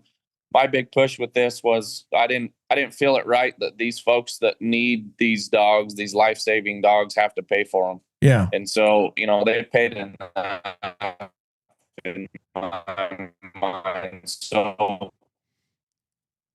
I wanted to put together an event to be able to raise whatever we could raise. And if we raise 10,000 or 20,000, 100,000, doesn't matter. That's how many dogs we can deal with for the following year. And it's blown up. I mean, we're able to do, as many dogs as we comfortably training wise can, and don't have to worry about, is there enough money to pay for it? Which, I owe it all to the people. They put it all in. So. Yeah. And obviously all the money goes into the program and not towards a decent router or any Wi-Fi because your connection, Wes, is kind of sketchy this morning. I don't know if that's an indication of of Lovell's basic bandwidth or how much money. Probably. K9 Elite. Absolutely. Yeah. Sorry, go ahead. Yeah, every penny goes into the dogs. We don't, we want to support that 100%. And where people are spending their money needs to help these vets and first responders. Yeah, there's no IT overhead. That's obvious. K9 Elite Wes Mangus has started K9 Elite. Find out more on the interwebs. So what they're doing is so cool. They're at TSK9. What does TS stand for? So TS is our lab and golden retriever bloodlines. Okay. So Treve and Sun Gold is our bloodlines of those 2 dogs. And right. So we just kind of tied it all together. I got it. TSK9WY.com. TSK9WY.com and the number 9. Wes, thanks for everything you're doing. Happy Veterans Day. And I appreciate it. I love dogs and our service men and women. That's a perfect match right there. First responders as well. They see, horrible stuff in their jobs and their careers, and to be able to come home or live life, do your chores with a companion, a canine companion. So cool. Hey, you have a great Tuesday, Appreciate man. You guys. Yeah, thanks for coming on. Thanks for everything. Have a great day. You too. Thank you. You bet. Cowboy State Daily Show with Jake continues on a Tuesday, Veterans Day. Wes Mangus just joining us, founder of K9 Elite, matching service dogs, companion dogs with our veterans who may be dealing with stuff that, man, you have no idea. PTSD, anxieties. And dogs help. Because dogs have that way of, like, they don't care what your day was like. Every day for a dog is good. They pick up on things. They pick up on your emotions. They know when you need them most. And, man, some days all you need is a wagging tail. TSK9WY.com. It's K9 Elite Wes Mangus coming on the show. Let's take a quick break. We'll get Don Day in here and do some weather forecasting right after this. Every morning, America wakes up to reheated outrage and copy-paste commentary. Yeah, I don't follow talking points. I follow common sense. If that hits a nerve, Good. It means you're still alive. No spin, no fluff, no kumbaya, just Jake. Serving up truth, sarcasm, and grit. Stirred by hand and seasoned with reality. I don't yell, I don't pander. I just call it like I see it, and trust me, there's plenty to call. From the capital to the county fair, if it's worth talking about in Wyoming, Jake's already on it. No permission needed, no script required. The West was built by people who spoke their minds and stood their ground. I'm just making sure we don't forget how. The Jake Show, weekdays on cowboystatedaily.com and wherever bold voices still have a mic. No apologies, no filter, no bull. This is the Cowboy State Daily Radio Network.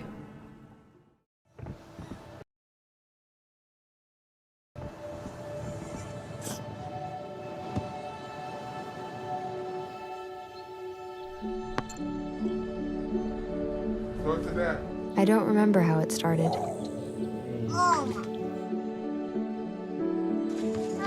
Our back and forth. Victory. Fumble. Repeat. It always came back. Dad! Okay, here we go, throw it! Yeah. You probably don't remember what you told me, That was perfect. but I heard every word. Nice.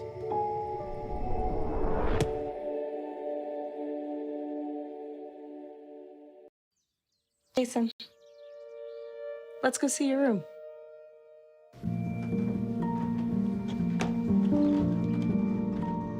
What do you think?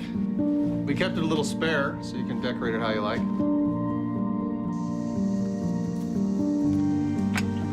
Dinner!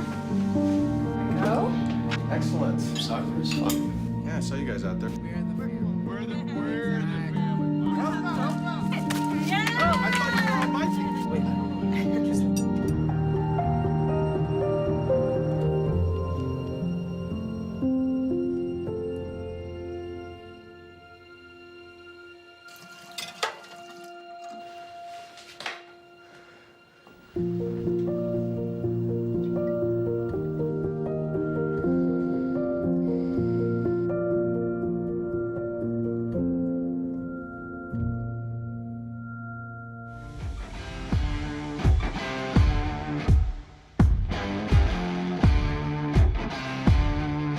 Cowboy State Daily Show with Jake, Don, and I are both sitting in dark rooms.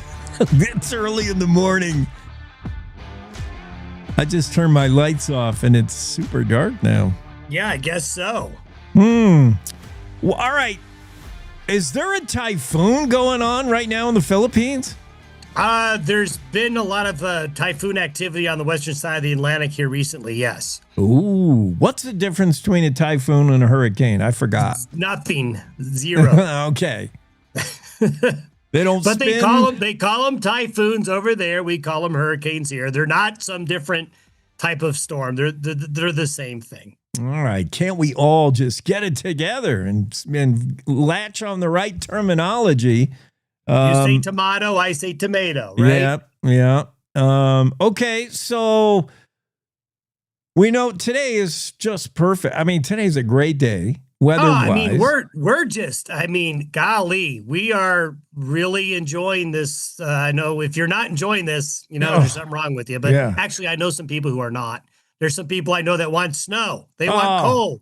They want skiing. Well, it's They want coming. cold. They want snow. Don't worry. It's November 11th. It'll get here. I know the resorts. I know here in Jackson, they don't sweat it too much at the mountain resort and at Targhee, but I know Snow King always thinks they're going to be open by Thanksgiving. I'm like, that maybe in the old days, but you'd be lucky to get those jets blowing and keep it on the ground by Thanksgiving. I don't know. What about Friday? Friday, Saturday in Laramie, because we got a lot of high school football games, title matches coming up. It's going to be nasty, maybe. Well, I don't think it's gonna be that bad, but there is a chance for some showers and some clouds. But we have had a lot of championship games in Laramie when it's been super cold. Yeah. But not gonna have that. We're still gonna be able to carry over this mild weather into the weekend. Is it gonna be as nice as it is now? No. But we do see snow moving into Wyoming's western mountains. Speaking of snow in the mountains, we're going to start to see that late Thursday night and Friday into Saturday.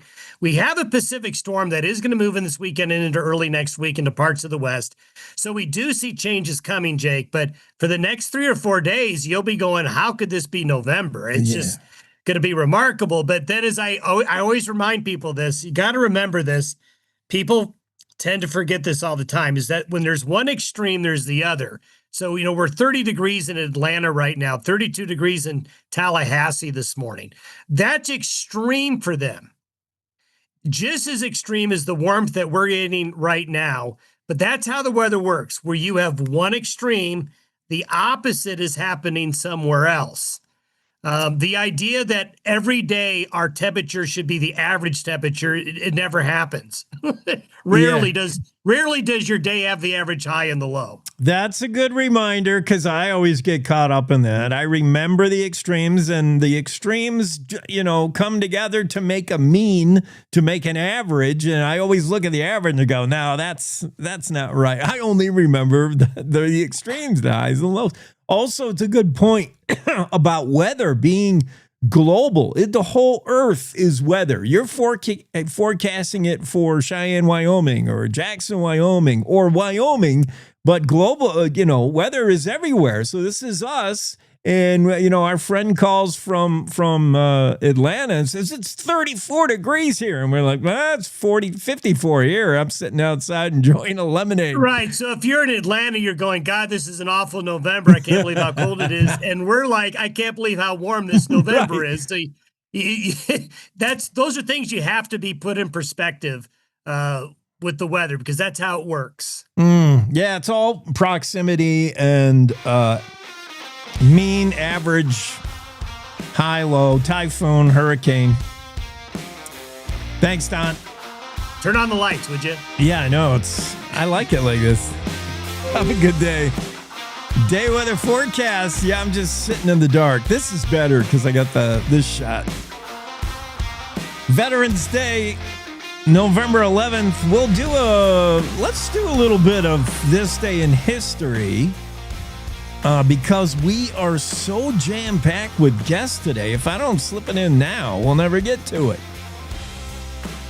We got still to come. Jackie Dorothy will be here this hour. Mark Hines will talk about outdoors and aminals and all kinds of stuff. Kevin Meyer, our resident cowboy, will check in from Douglas. Phil Bailey, an author from, he's living in upstate New York now, but he's a New York, Colorado guy. He writes a series of books about mysteries, murder on skis, let's say. You think it's a beautiful powder day in Vail, Colorado? Watch out. It's murder. Yeah, his books are so cool. If you lived in the New York area, you may remember him as a longtime anchorman for TV. He's got that going for him. Phil Bailey, cool guy. He'll be on later. Bryan Pedersen will join us. And we're going to talk about the rules that need to be established if humans are going to fight robots, which I hope they are. I'm rooting for the humans. Yeah, so, man, we got a lot to do today, obviously. Today is November 11th, and it's Veterans Day. Also, here are the things that happened on this day in history. In 1620, Pilgrims execute the Mayflower Compact, one of the founding charters of American democracy. That happened in 1620, the Pilgrims, busy doing paperwork to make us America. That wasn't long after they got here, right?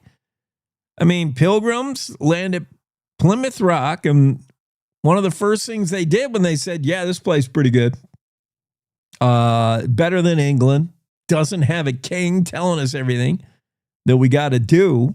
Yeah, we like this place. Let's write down some rules. 1620. 1817. Francisco Xavier Mina and 25 compatriots were executed at Fort St. Gregorio for insurrection. 1864, the Lincoln Mining District, the first mining district near South Pass, was organized. 1864. 1865, on this day, the U.S. Army renamed Fort Connor to Fort Reno. That would honor Major General Jesse Reno. 1886, George W. Baxter assumes office of territorial governor. He resigned on December 20th of the same year. Given his very brief stint as territorial governor, questions would have to be raised as to whether or not he even wanted the job or simply agreed to take it at the request of President Cleveland, who was then in office, who had removed F.E. Warren. I think history shows, if you dig into this history story, that Baxter did not want to be territorial governor of Wyoming. That was President Cleveland needing somebody after he booted F.E. Warren, and it was Baxter who was there for a cup of coffee. Started this day, assumed office on this day as territorial governor of Wyoming. This day, 1890, Wyoming Supreme Court meets for the first time. Happy anniversary to Wyoming SCOTUS. Or WOTUS. Claire told me once what it would be. Wyoming was SOTUS, Wyoming State Supreme Court. 1918 this day, World War I ended. That was 90, how many years ago? World War I ended. Armistice became effective at 11 o'clock. I think that's a.m. Mountain Time. Armistice. So this was Armistice Day for until it would be known as Veterans Day, which happened in the 50s, I want to say. That's coming up in a minute on this day in history. World War I had significant implications for Wyoming. For one thing, it created a huge economic boom for Wyoming. The war did. As it often does, when you want to spur an economy as a nation, just start a war. Beginning in 1914, British remount agents scoured the United States looking for suitable military horses. They purchased horses by the thousands, and there was a horse boom going on in Wyoming. In the 1914, 15, 16, lasted throughout the war. Cattle prices also through the roof for World War I as meat.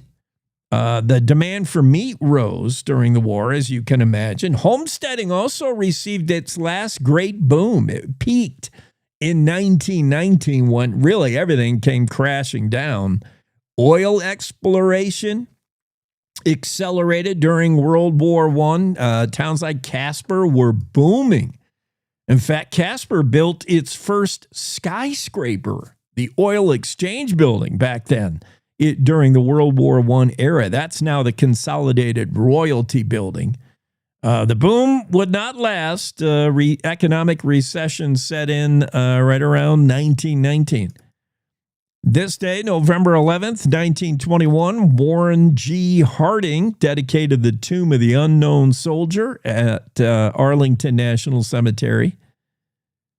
1924, George Frisson, I hope I'm saying that right, Frison, George Frisson, was born on this day in Worland, Wyoming, 1924. He would go on to become Professor Emeritus of Anthropology at UW. In 1926, plans for U.S. Highway 30, replacing the Lincoln Highway, but generally along the same route, were finalized. Plans for the new U.S. Highway 30 to replace Lincoln Highway, 1926. 1930, this day, Clarence Don Clark, Wyoming's U.S. Congressman from 1890 to 1893. He was also U.S. Senator from Wyoming from 1895 to 1917. Long-serving senator, I would say. Clarence Don Clark died on this day, 1930. In 1940, Willys introduced their variant of the Jeep that the Army had employed. Willys Jeep. 1940, this day became available to the general public for sale. The little-known 4x4 Jeep would go on to become amazingly popular in America. 1942, Congress lowers the age of conscription to 18 and raised the upper limit to age 37. 1943, this day, commander of the prisoner of war camp in Douglas announced that 1,000 Italians held at that camp would be helping with the fall harvest. Douglas itself not in a farming belt. It would be interesting to know where the POWs actually went and how they were housed. Yeah, it would. I would like to learn more about that. On this day, 1950, it was that crash. Cowboy State Daily has written a story about this. The DC-3, belonging to Religious Missionary Organization, crashed into Mount Moran. Dense cover killed all 21 aboard. The impact was nearly direct. Not much of the plane was ever recovered. It was just smashed into Mount Moran. And there was later a mission to go salvage what could be salvaged. And then, pronounce last rites, all that. But yeah, that DC-3 belonging to a religious missionary organization crashed into Mount Moran on this day in dense cloud cover, killing all 21. Learn more about that in the Cowboy State Daily. It was a great story written. I think Jackie may have written that. We'll ask her when she comes on here in just a bit. And then on 1954, as I said, November 11th would be known as Veterans Day to honor veterans of all U.S. wars. So that's when we changed over from Armistice Day to Veterans Day. And there's still many folks who remember when it was called, this day was called Armistice Day. All these things happen on this day in history, November 11th. Let's check in with the rodeo world, the Western Ag Network. Hi, and welcome to the Rodeo Road Show. I'm Will Rasmussen on the Western Ag Network. One of the great things about the sport of rodeo is we always take time to salute America, pray without apology, and just be patriots. Well, today is a great day for that. Veterans Day. And today we honor veterans. Don't you think we should do it more often? A Veterans Day salute to our United States of America. Coming up next. The Vermilion Ranch Fall Performance Sale is coming up November 28th and 29th at the Public Auction Yards in Billings, Montana. 2 full days of high-quality Angus genetics from one of the most trusted names in the entire breed. 1 o'clock on Friday, November 28th. 1,500 of Montana's best fancy one-iron commercial heifers sell. Bred to top Vermilion bulls and set to calve February to March. Also selling a 100-head commercial cow dispersion right out of the Diamond Ring Ranch. Then on Saturday, November 29th at 11 a.m., the sale continues with the major female offering. A 100-head registered cow dispersion of Cummins 7 and 8-year-old cows, 100 registered bred heifers, and 80 April calving registered cows. Following the females, 330 performance bulls, 180 outstanding fall yearlings, and 150 big stout coming 2-year-olds. All bulls are genomic measured and pap tested at 6,000 feet. Sale videos and bidding available at northernlivestockvideo.com. CattleCon 2026 heads to the heart of Nashville, February 3rd to the 5th. Music City is the place to be for the largest cattle industry event of the year, offering education, networking, and fun. Plus, you can check out the huge NCBA trade show, outstanding entertainment, and more. Go where the beef industry meets. CattleCon 2026 in Music City, downtown Nashville, February 3rd to the 5th. Visit convention.ncba.org for more. When you look at the American flag, it's not just red, white, and blue.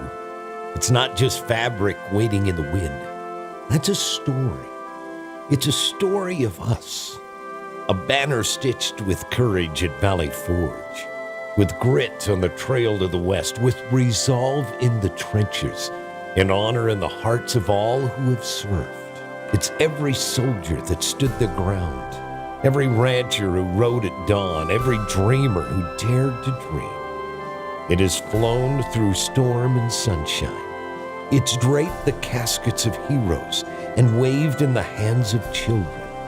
From sea to shining sea, this flag is us. It's all of us.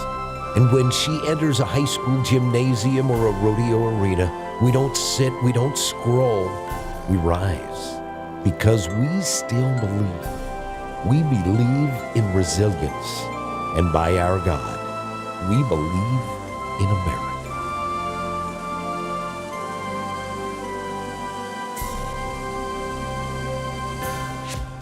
Cowboy God State bless. Daily Morning Show with Jake. Now, back to the show.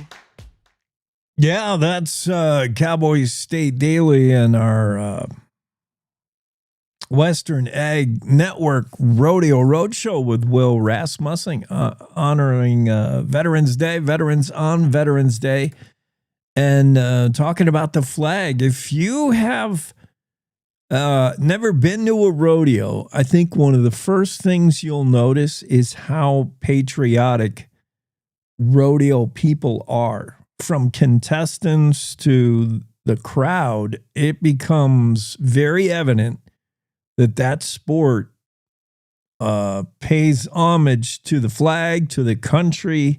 Patriotism runs through rodeo like you can't believe. You go to an average basketball game and, you know, they play the national anthem before the game or something, and you still see people walking around doing their thing on their phone, whatever. When that flag enters the arena of any rodeo in America, especially Wyoming, you rise. You get to your feet. That's the Stars and Stripes. And rodeo does patriotism, does Veterans Day, does America better than any sport, for sure. Jackie Dorothy will be on shortly. It was not Jackie that wrote the story about this day in history's incident on Mount Moran when the DC-3 crashed into Mount Moran back in 1951. It was me. I wrote that. No wonder I remember it so well. Maybe we'll talk a little bit about that. But Jackie is going to be here shortly. Live from Thermopolis right after these quick words. You're enjoying the Cowboy State Daily Show with Jake. Back in a moment. Wyoming is the Cowboy State. From corner to corner, there are so many stories to be told, and more cowboys and cowgirls are turning to the Cowboy State Daily News team to keep them in touch with what's happening both locally and in other parts of Wyoming. I'm Riley Strand, videographer and production assistant for Cowboy State Daily Video News. We're proud to bring the most important stories to our viewers every day. The stories that start conversations, the stories that make us laugh, the stories that make us think. Our experienced journalists at Cowboy State Daily are crisscrossing the state every day, talking to those who know the news best. Every day, host Wendy Core and I talk to the reporters who are covering the topics, issues, and people that are important to Wyomingites. And in our daily newscast, we bring you those stories. Tune into the Cowboy State Daily Video Newscast every morning, only on CowboyStateDaily.com. You're listening to the Cowboy State Daily Radio Network.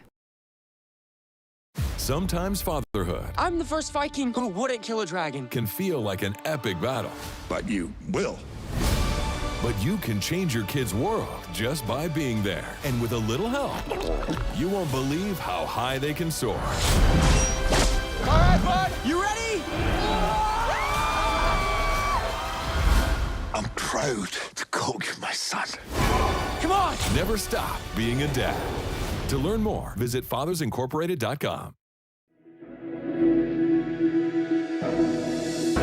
Logan Wilson here at the M Building in Casper, Wyoming. They do more than just support businesses and private events. They support nonprofits by offering reduced rates to help the community thrive. The staff here at the M Building have been incredible in helping me organize a fantastic event. They are great partners for those who want to make a positive impact on the community. Come check out the M for your next event.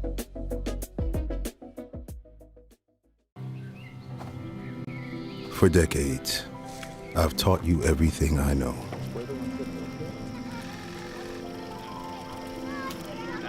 How to safely build a fire. How to control the flames.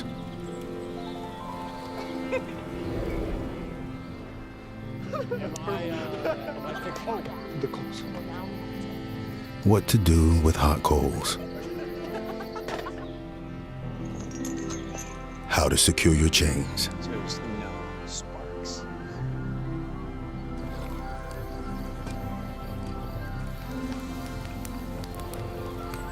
But I can only teach wildfire prevention.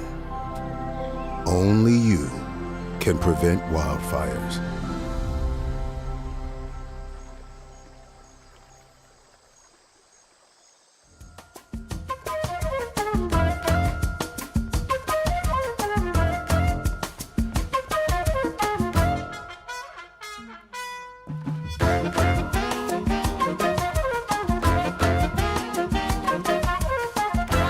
Yeah, getting back to it on a Tuesday, November 11th. Happy Armistice Veterans Day.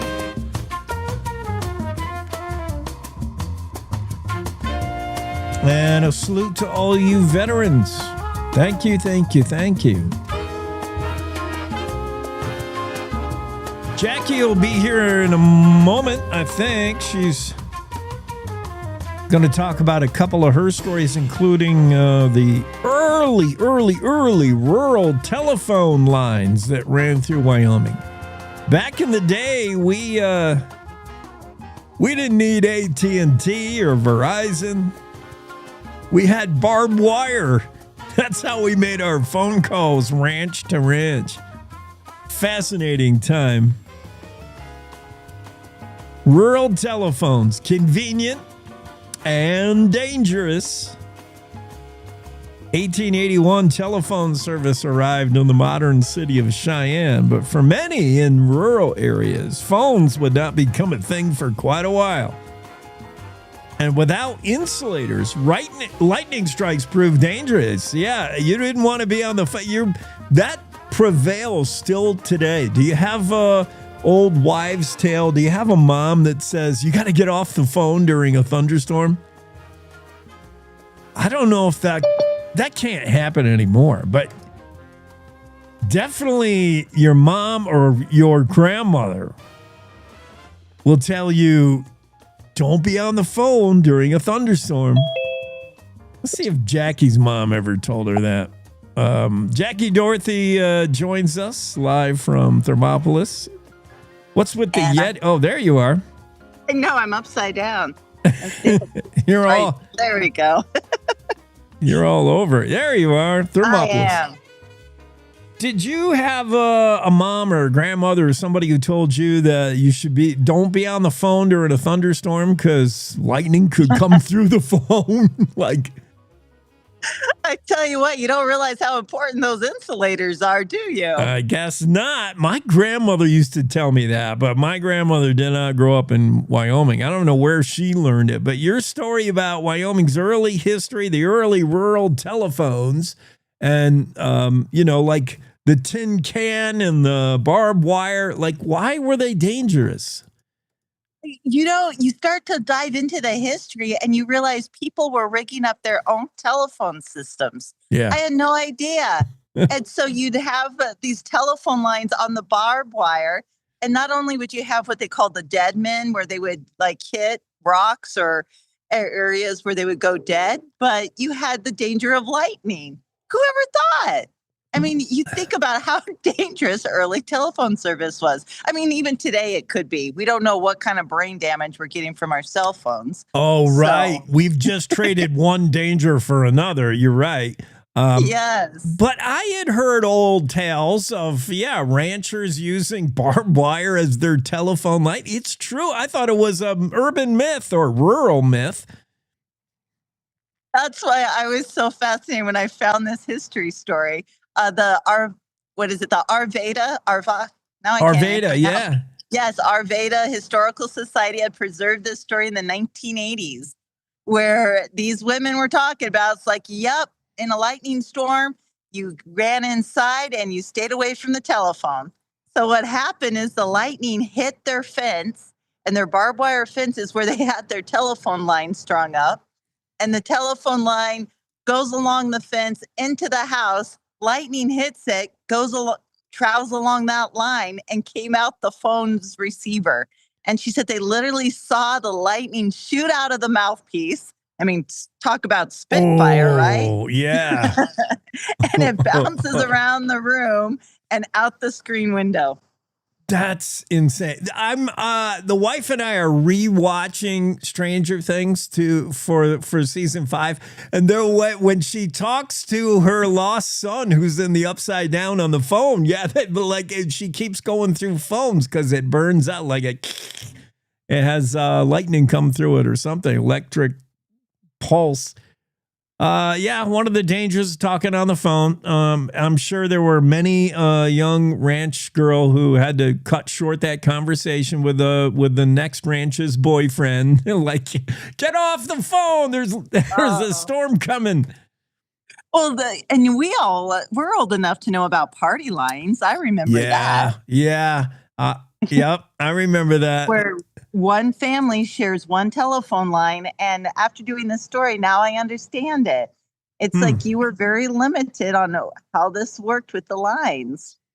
Wow. Now, our story, my story is that my sisters and I used to get on the phone and listen to our babysitter, who was a teenager, talk to her boyfriend, and Mom caught us, and it was kind of a spicy conversation. Yeah, but that's the only way we could learn things when we were little shavers, man. Mom and Dad would not tell us anything. We didn't have the internet, Facebook, and Insta. We had to eavesdrop on the babysitter's phone conversation. I definitely tell people read the story, because this is fascinating about how the telephone service went from what it was in 1907, 1920s, and even the 1950s. There was rural places here in Wyoming that didn't have phone service and only had their jerry-rigged private service. Yeah, long before AT&T and Verizon took over and sent us bills for the service, we were building our own phone line using barbed wire. It's not just for cows anymore. Incredible. 1880s and right up until not that long ago. Yeah, rural. 1950s is when they were able to get range to come in from Montana into some of these communities. Dang. Yeah, that's pretty neat. You think about that. That's my dad was alive at that point. That's incredible. Yeah. Wyoming pioneer Nellie Sargent had a fear of electrical storms she never could shake. And it was all because of the stories of phones. Don't be on the phone. And she saw it firsthand, huh? Dang. All right, so let's go from phones to... I just drove through Hudson, Wyoming twice over the Halloween weekend, and I cannot picture it as ever thriving. There's not much to Hudson other than Spheler Steakhouse. I mean, oh, man, that steak, I've had a steak there. It's legit. But outside of that, Hudson today is pretty sleepy community, but not back in the day. No, it was one of the wildest towns in Fremont County. Wow. I know. Even when you go to their town website, when they talk about their history, they boast about how many brothels they had compared to per capita. And the prohibition and the bootlegging. I mean, you think about it. It was a coal town. So when the Depression hit, well, they knew how to make money from the old town, from the old country. So we're not just talking whiskey stills either. They knew how to make their brandy and their wines. Bro, and it was just a happening place, that's for sure. Yeah, I just can't picture it, but the photos show you. Hudson was a wild town. It's right there between, almost midway between Riverton and Lander when you're making that drive. And yeah, back when that was probably a long drive, you needed to stop and get a steak and a beer and a woman for the night, maybe. Well, that's what was funny is that, yes, I was naive. I always thought rooms was rooms for rent. I did not realize what it was advertising. And then I found this little snippet where that had a flat roof, so the girls would get out there in their 90s and wave to guys passing through. Ooh. And if you check the comments, there's people that said, yeah, in the 50s and 60s, my mom talked about watching the girls arrive. So this went all the way until our friend Jerry Spence put an end to it. And it's funny when you think about how history just ties back to people we even know. Wait, how did Jerry Spence put an end to it? What do you mean? He was the Fremont prosecutor at the time, and he decided that prostitution was going to end in Fremont County, and he went against all of the brothels in Riverton, Lander, and Hudson. And it was a dangerous job because that's when he got shot at in Hudson. Oh, my goodness.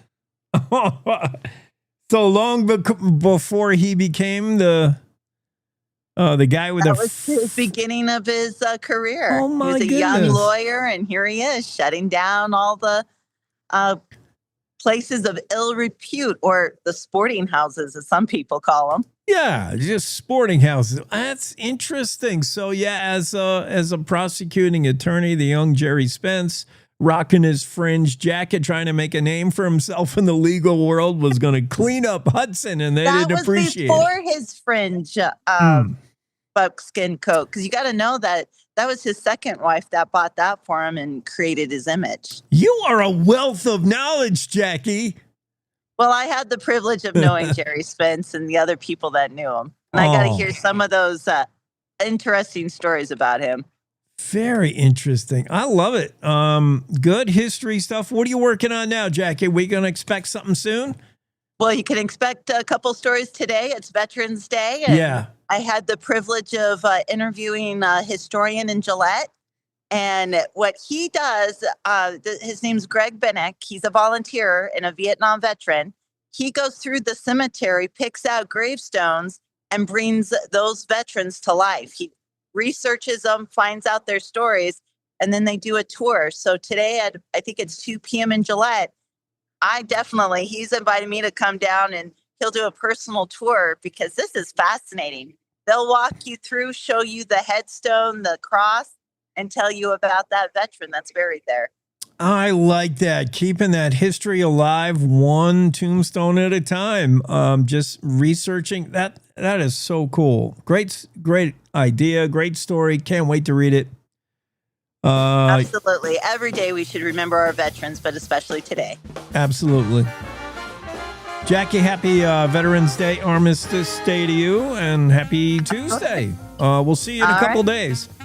Sounds good. See you then. All right. Jackie Dorothy joins us on the Cowboy State Daily Show. Her stories in the Cowboy State Daily got to check out. Hudson was once the wild, hopping community. Brothels, bootleggers. They had it all in the early 1900s, right up until the 1960s. Hudson. Tiny Hudson was one of the liveliest towns in Fremont County. Until Jerry Spence cleaned it up. I didn't know that part of it. And then old-time rural telephones. Every once in a while, you'll come across what you think is urban legend, like a rural myth. Some story grandma told about how old-time ranchers would make telephone calls using their barbed wire fencing. But you already got the barbed wire fence there, running miles, right, to keep your cows in. And it goes all the way over to that other ranch a couple miles away. Wonder if there's a way we can talk to each other using Alexander Graham Bell's invention, using barbed wire. They did. And if you didn't insulate that wire with insulators, during a thunderstorm, lightning could get in the wire and shoot right out your telephone. And that's why you have, maybe an elderly member of the family, grandpa, grandma, who says, hey, you should get off the phone during a thunderstorm. And you're like, what? Could be some truth to that. Long before AT&T and Verizon ever civilized our phones.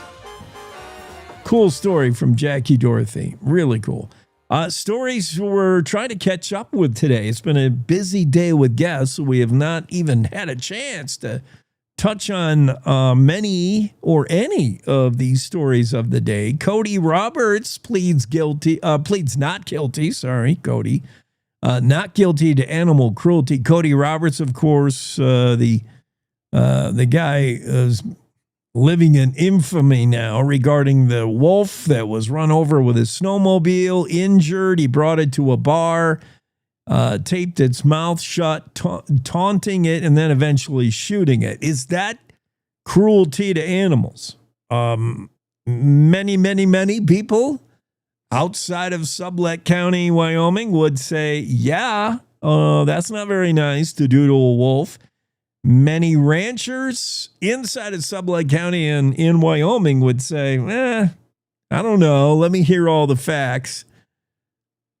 So, the Cody Roberts received a fine from Game and Fish, but this would be this is not Game and Fish as the prosecutor. This is the state taking up a case against Cody Roberts and the possibility that animal cruelty is involved. The initial appearance virtually over the interwebs was made the other day. Claire McFarland covered the story. Cody Roberts, in what really is perfunctory first before the trial ever starts or a plea deal ever begins, Cody Roberts has entered his plea and simply said not guilty. We'll also look into another Trump pardon. We talked about Troy Lake yesterday, and we're going to talk about another person that was pardoned in Wyoming. When we come back, right now it's top of the hour news. We got to get to that on the Cowboy State Daily Show with Jake. Back at you in a moment. It's time to take a look at what's happening around Wyoming. From the Cowboy State Daily News Center, I'm Mac Watson. Cody Roberts, the Daniel, Wyoming man accused of running over a wolf with a day. Cowboy State Daily's Claire McFarland reports that Roberts appeared virtually in court, answering the judge's questions with polite but short responses. In felony cases in Wyoming, pretty much always we see them plead not guilty at that first arraignment. And that's because it gives them time to prepare for trial if they're going to trial or negotiate if they're going for a plea agreement. And so you usually don't plead anything other than a not guilty variation just to give that breathing room if it's a felony. Sweetwater County District Court Judge Richard Lavery appeared via a virtual link from his seat in Green River. He told Roberts that if a jury convicts him or gives a variation of a guilty plea, he would lose his Second Amendment and voting rights. Under the animal cruelty felony, Roberts could also face up to 2 years in prison and up to $5,000 in fines. President Trump on Friday pardoned mountain runner Michelino Sanseri, who was convicted of using a closed trail in Grand Teton National Park during a record-setting trail run. Cowboy State Daily's Claire McFarland reports that Wyoming Representative Harriet Hageman has called this case government overreach. This is interesting because we saw Troy Lake, the diesel mechanic, pardoned Friday, and then now we're finding out Michelino Sanseri was pardoned Friday. This was Hageman's little cause, whereas Troy Lake was Lummis's cause all along. Lummis came out swinging for him. This one was more Hageman's. She was calling this overzealous prosecution. She was wanting to investigate this as a case of prosecutors getting too big for their britches. Then Trump went ahead and pardoned him on Friday. On September 2nd, 2024, Sanseri set a new Grand Teton speed record, ascending and descending the mountain in 2 hours, 50 minutes, and 10 seconds, almost 3 minutes faster than the previous record holder. Days later, Wyoming-based federal prosecutors charged him with a crime for running on a restricted social trail. I'll be back with more news from the Cowboy State Daily News Center right after this. The weather's turning oh so frightful this time of year, but those excavation projects, they will persevere. I'm Jan Warren for One Call of Wyoming, here to remind you that no matter how big or how small your digging project is, contacting 811 2 full business days before you begin is required by state law. So stay safe unwrapping presents, not utility lines. From all of us at One Call of Wyoming, happy holidays. Cowboy State Daily News continues now. Wyoming ranchers have been calling for investigations of large meat packers for decades and are cheering President Trump's move to do just that. Cowboy State Daily's Renee Jean reports that ranchers are saying the system is broken and Congress needs to change the laws. The fix is better competition, sell meat across state lines. Ranches could develop their own brands. They could sell direct to consumer. That would have an immediate competitive impact in the market because people have choices. More choices than they have now. It tends to help bring prices down because people have to compete. When you only have 4 companies doing everything, how much competition is there really? And it makes the fewer players you have, the more likely it is that they'll kind of nudge, wink, wink, and just never raise their prices. President Trump is calling for an investigation into allegations of price fixing by the nation's big 4 meat packers, announcing a Department of Justice investigation into the meat conglomerates that, between them, are the middlemen for 55 to 85% of all the chicken, beef, and pork sold in America.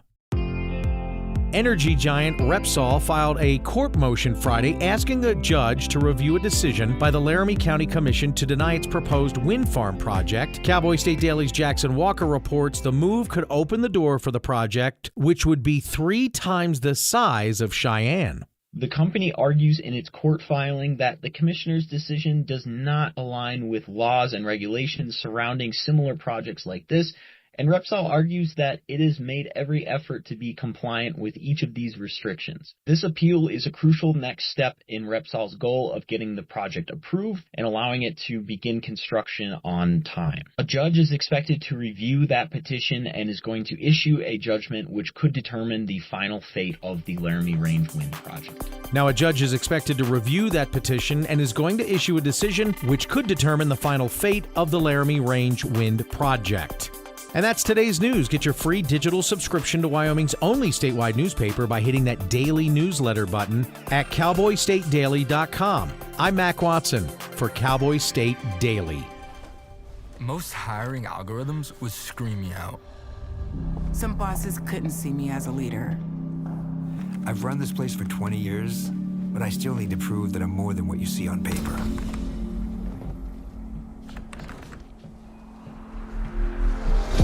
I've been running code as long as I've been able to reach a keyboard. This is what I do. It's second nature for me, coordinating 100 details at once. It's the way my mind works. I have a very mechanical brain. I sold them on my skills. You gotta be so good they can't ignore you. My magic is analytics and empathy. That's how getting clients. You have to have the confidence in yourself to show up and defy the odds. I'm more than who I am on paper. I never got a college degree. And today, I'm the CEO of my own company. People want to tell me I'm 1 in a million, when actually I'm one of millions. The stars are all around us. It's time for them to shine.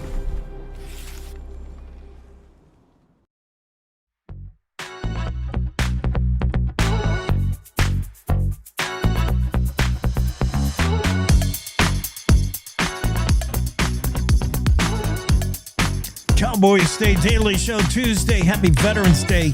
Across Wyoming, Don Day has made a fantastic weather scene for you today. Beautiful day. I mean, we're doing better than down in the southeast.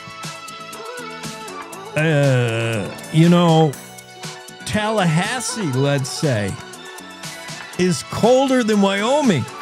Will be today. And maybe not yet this morning, but yeah, like South Carolina, Georgia, northern Florida, they're in the grip of that Canadian front that just ripped through Chicago, made a whole bunch of snowy situation there. And right down the eastern seaboard, and it's cold down there in Georgia today. Athens, Georgia, your high today is going to be colder than almost anywhere in Wyoming. So we got that on the southeast today. Bragging rights. But just wait a couple weeks when we're buried in snow and shivering. And you're looking to book that flight to Atlanta, Georgia. I got to get to the ATL and get out of this winter. Mark Hines will be here. He'll talk about his stories. Ranchers pushing the sale of landowner hunting tags 2026 season. We've been talking about this for a little while, and it may be back on the table when we go into budget session. I'd be surprised if they try this in a budget session, but you never know. There's Mark. Mark, what do you think this, it's not a done deal yet. We talked about this at last legislative session. And again, this idea that ranchers should be compensated for holding large land for create habitat for wildlife. And they're then gifted hunting tags. Now, can they give those away, sell those to highest bidder? What can they do with them right now today? Well, they're not gifted. They can apply for landowner tags for free, or does it cost them? I think they pay the application fee and the license fee like anybody else. So it's just a special tag designation and two tags for 2 species per property. And they can transfer them to immediate family members. They may not sell them. Right. And there's actually 3 things there were 3 things at work. One was, should we change the acreage and animal use days requirements?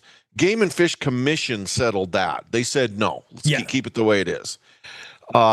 But the thing that were out of the commission's wheelhouse that have to do with statutory changes is whether there should be a percentage cap on landowner hunting tags in some areas, and whether the tag holder should be able to transfer them, i.e. to sell them on the open market. And that, to narrow it down, that last one is the one we're talking about.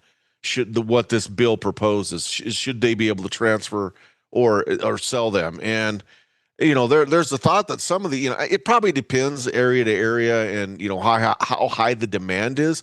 But some folks are talking, in some places, these tags could fetch $20,000 a piece if they were able to sell them, transfer them onto the open market. Yeah.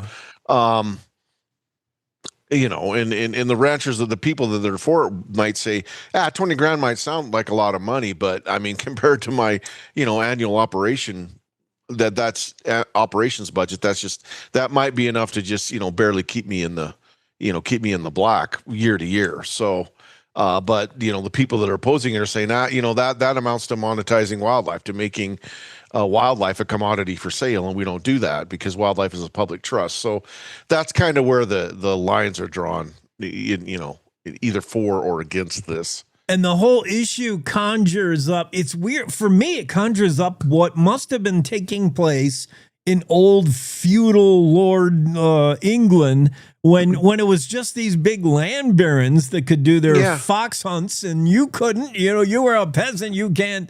Only you had to be like this large landowner. It's weird.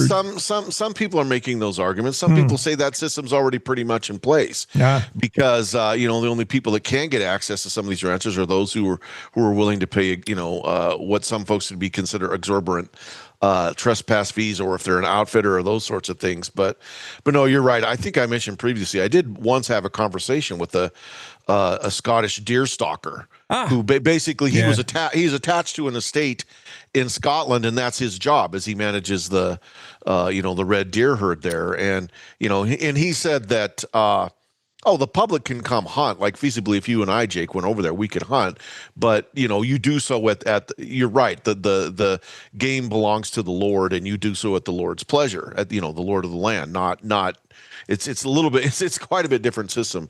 But whether this slips into that, I mean, again, some people say it does, other people say no, that's silly, you can't compare this to Scotland. But but I mean, large landowners, ranchers, farmers in Wyoming, their argument is we're holding this land, barely making a living, doing whatever they're doing, and this would really help because after all, deer and elk, they go eat some of the hay that I had set aside for my cows, horses, whatever. So that makes sense. And if they can't make it work, they sell out to a developer, and guess what? The developer is not going to let you hunt on that land. Then we really will be down that road where the landowner owns the wildlife. It's weird.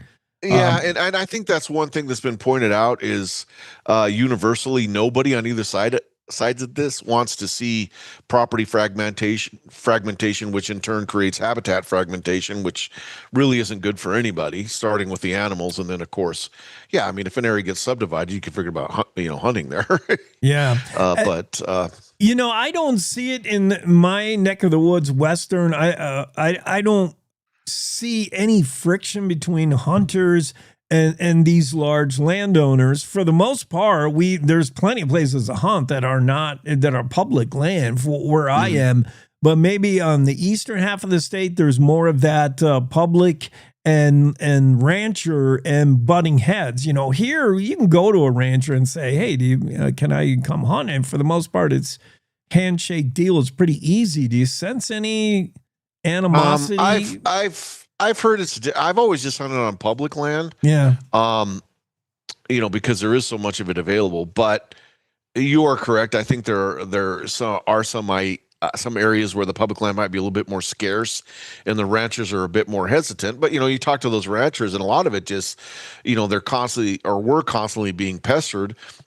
And then when they let people on their land, you always get those jerks that want to, I'm just going to drive my truck through a fence, that sort of thing. So, who cares if I shoot a hole in your irrigation pipe? I was blasting away at an elk, like I said, all it takes is one jerk to spoil it for everybody. So, yeah.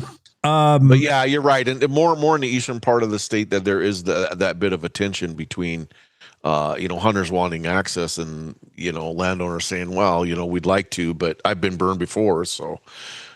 So we saw, as you pointed out, this needs to be changed. State statute would need to be changed. That's Wyoming lawmakers. We saw the bill just not gain enough traction last time around the 25 session. This coming 26 session, there may be interest in putting something on the floor again. But this now in a budget session would need 2/3 vote. I can't imagine it would be successful. Do you think they'll bring it? I don't know. Like I said, I don't have a crystal ball. It's not my place to make those predictions. But there are some people who are saying, this might have a chance, and others are just like, no way. Same thing's going to happen as happened last time. You're going to get every hunter in the state's going to show up at the Capitol and say, no, we don't want this, and that's going to be that. But we'll see. We'll see what happens with the heavier lift. It's not just the majority; it's the super majority needed in a budget session. But sometimes you bring it up just to keep that bill in the cycle, and then you've got eyes on 2027. So we'll see. This Laramie area gunsmith Nathan Heineke, boy, that's pretty sweet rifles he makes. It's a little bit out of our budget, maybe. Well, it is mine. I don't know. That's out of mine. Yeah, that's out of my budget. Unfortunately, it's a piece of art, man. This isn't a hunting rifle. This is a piece of art. I'd be afraid to take it out in the field. Yeah, he said those wooden stocks, when they're oiled and treated right, they're actually fairly durable. But yeah, you're right, because everybody these days, people that are making high end guns, they tend to make those super duper long range rifles, or really super fancy engraved 1911s, and there's nothing wrong with those. But this guy isn't doing that. He's doing, this is a hardcore hunting rifle. That's what it's meant for. Most of them are the larger caliber, the big bore African safari rifles, but he has made some in traditional North American hunting calibers as well. But no, you're right. they're not you better have a pretty hefty bank account, and be prepared to spend some money if you're gonna want to take his work out in the field. It's a 5-figure rifle. I think you said what, like a 24,000 for some. That's a low end, yeah. Oh man, they're sweet. And it's not so much the tech or the caliber or the bore. It's more of just the old school craftsmanship. The artisanship. Yeah, Woo. Yeah, really nice. Yeah, there's. I don't know about you. I've kind of, the two hunting rifles I use, my two workhorse rifles, they're newer Kevlar stock, just your basic, but one thing I've noticed is they're harder to keep quiet than a wooden stock rifle. Oh, I've still got my old wooden stock Mauser. I don't take it out very much, but yeah, those Kevlar stocks, it's like they they squeak and bouncing and stuff. Maybe others have not had that experience, but that's the one thing I noticed when I was out deer hunting last month. I'm like, damn, this rifle is really hard to keep quiet. It's not like my old wooden stock rifle. But I appreciate the wood more, but I don't take care of it, and I don't. It holds up. It's the metal work that I worry about, like rusting. Yeah. So I go with that rust-proof. What do you call it? Stainless. I like the stainless. My newer rifles are. Like I said. And I like I like the durability of them. I mean, you can jump up and down on them in the mud, and they'll probably be okay. But yeah, you're right. It's just it's not the same thing as that old wooden stock. The craftsmanship and everything, the craftsmanship that goes into it and stuff. So yeah. No, I wouldn't be using this dude's rifle like it falls off the four-wheeler in the mud, it's pouring rain. Like no, that's a different rifle I'm bringing out for that day. How about these Hansons down in Mountain View? They're knocking down a few buck mule deer. Woo! Yeah, that's pretty cool. That's a cool story. I mean, for a family of 5 to go out like that, for maybe 1 or 2 of them to fill the tag would be a cool story. But when all 5 do it, but the dad, he credits that to the work they put in ahead of time. Some of it is luck, some of it is good fortune, some of it was just that they hunted so hard. But he said, what we set ourselves up for success by putting in all that work before the hunting season, going in and scouting. And I think he's got an excellent point there. I mean, if you just go stumbling into an area blind and you don't know much about it and you don't know what animals are in there, well, good luck, pal. But these guys put in he said months of going in there and hiking around and, checking every nook and cranny. And so when the hunting season opened, they were ready to go. So important. The Hansons point out Uinta County's success in their mule deer hunt because of getting out there and seeing what the animals do. Even in summer, you can learn stuff. Where do they go to and from water? Where they access water? What do they do when they feel a little human pressure? Where do they tend to move and run? Yeah, you can learn a whole bunch of things. And just where are they at, man? A lot of us walking around with a rifle, like where are the critters at? Yeah, exactly. Good stuff. I appreciate it, Mark. Happy Veterans Day to you, and have a great Tuesday. Hey, you too. All right, bye. Cowboy State Daily Show moving along here on a Tuesday, Veterans Day. We'll be right back with Kevin Meyer, resident cowboy from Douglas, after this quick break. We're all just trying to keep things running for those who rely on us. That's why we don't have time to be sick with the flu. We don't have time for delays. We don't have time for spills. Next. We don't have time for setbacks. Let's be real. Getting the flu shot helps you fight the flu. Get a flu shot for yourself and those around you too. This is the Cowboy State Daily Radio Network. Mom, I got it. What are you doing in there? I got stuck. Are you a dog? I wouldn't do that. Have you seen the pliers? Where'd you find those? It's not your birthday. Sorry. Bye, Grandpa. Bye, Grandpa. Take care of yourself. What are you doing? What are you looking for?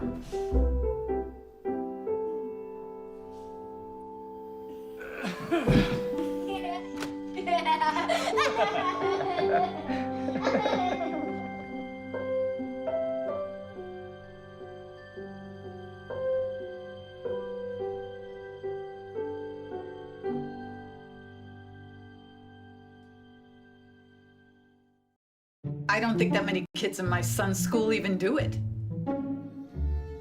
He makes fun of his friend who vapes. He would never try it. She's into soccer. She's on the honor roll. She's just not the type. No way. No way. No way. No way. My kid would never vape. Get your head out of the cloud. Today, nearly 8,000 kids will start vaping. Maybe even yours. Learn about the dangers at talkaboutvaping.org. Life's daily battles are not meant to be fought alone. We're not powerless, so long as we don't lose sight of what's important. Don't be afraid to seize that moment to talk to your friends. Cloud, you okay? Because checking in on a friend can create a safe space. The first step on our new journey. You coming? Reach out to a friend about their mental health.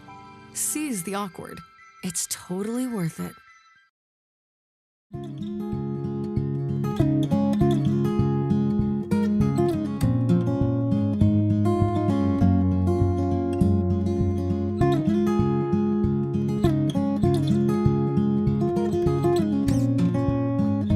Kevin, I'm glad you're here. I got to ask you something. Okay, my friend, shoot.